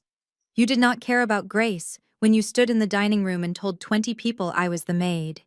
You do not get to use religion to escape the consequences of your own cruelty. The Lord might forgive you, but I do not." I turned my back on them and looked at Mr. Pierce. "Mr. Pierce," I said firmly, "please instruct the staff to gather their belongings. If they do not walk out the front door in the next 5 minutes, you have my full permission to physically remove them from the premises." "Yes, Mom," Mr. Pierce replied, bowing his head slightly. He turned to the security team and gave a swift nod. The guards immediately moved forward. They did not ask politely. They marched toward my aunts, uncles, and parents, clapping their hands loudly and ordering them to move toward the front door. My family scrambled in sheer panic. My aunts grabbed their coats, crying and slipping on the polished wood floors. My father stumbled, leaning on Uncle George for support as they were herded out of the living room. The security personnel marched upstairs to the luxury guest suites. Within minutes, they came walking back down the grand sweeping staircase carrying armfuls of designer luggage. Prada bags, Louis Vuitton suitcases, and expensive leather duffels were hauled down the stairs without any care for their price tags. Mr. Pierce opened the massive mahogany front doors, letting the freezing, howling wind and snow blast into the warm foyer. Without a single ounce of hesitation, my security team began tossing the designer bags out the front door. The expensive luggage landed in the deep snowdrifts on the front porch, with heavy, muffled thuds. Kendra screamed as she watched her limited edition bags hit the icy ground. She ran out the front door in her thin designer dress, falling to her knees in the snow to grab her belongings. My mother and father were pushed out next, shivering violently as the freezing alpine air hit them. My mother turned back, looking at me standing in the warm, glowing hallway of my mansion.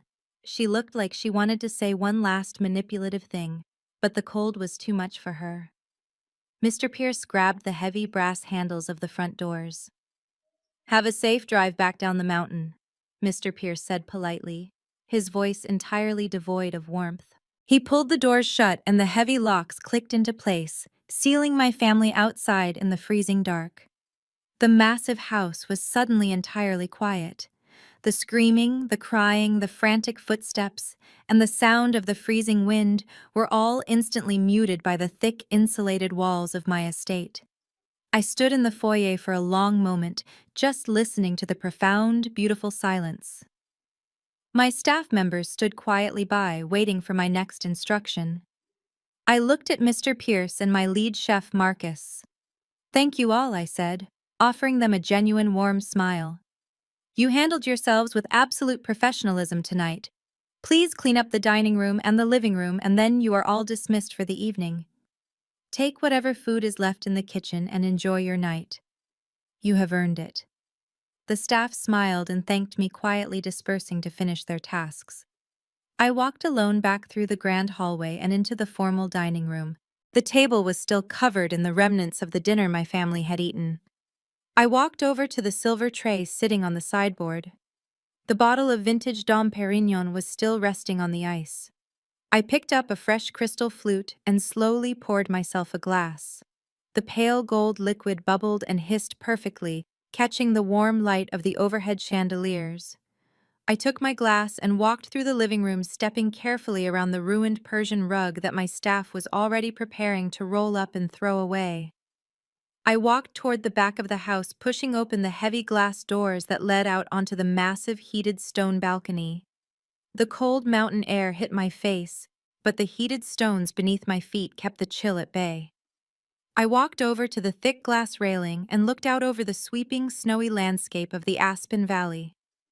Down below, the long, winding driveway of my estate was covered in fresh snow. I could see the bright red taillights of 3 rented SUVs slowly slipping and sliding their way down the treacherous mountain road. I stood there sipping the crisp, expensive champagne and watched my family struggle through the storm.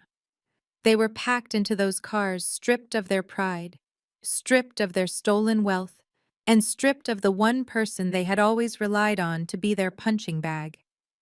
They were driving back to a reality where Trent was going to prison, where the bank was taking their penthouse, and where they had absolutely no one to blame but themselves. I took a deep breath of the freezing clean air, and I felt an overwhelming sense of lightness in my chest. For 32 years, I had carried the heavy, crushing weight of their expectations and their constant rejection. I had spent my entire life trying to prove to them that I was worthy of their love. I thought if I just worked harder, if I just built a bigger business, if I just became successful enough, they would finally look at me the way they looked at Kendra. But standing on that balcony, watching their taillights disappear into the dark blizzard, I finally realized the truth. They were never going to love me because their love was entirely conditional. It was based on control, and I was no longer a person they could control. They did not want a successful daughter. They wanted a maid they could look down on to make their own pathetic lives feel grand. Cutting off toxic family members is the hardest thing you will ever have to do. Society conditions us to believe that blood is an unbreakable bond that demands absolute loyalty, no matter how much abuse you suffer. But blood does not demand respect. Blood does not demand kindness. Blood makes you related, but loyalty makes you family. I turned my back on the snowy valley and looked at my beautiful empty house. It was quiet, it was warm, and it was entirely mine. I had built this life from the ground up, from the ashes of the future. They tried to steal from me. I did not need their approval anymore. I did not need their fake apologies. I chose myself, and it was the best investment I ever made. Have you ever had to walk away from toxic family members to protect your own peace? Have you ever had to create boundaries with the people who were supposed to love you the most? I would love to hear your stories of survival and success in the comments below. If this story resonated with you or gave you the courage to stand up for your own worth, please hit the like button and subscribe to the channel. Share this video with someone who needs a reminder that their value is not determined by the people who refuse to see it. Thank you for watching, and remember that walking away from toxicity is not a sign of weakness. It is the ultimate proof of your strength.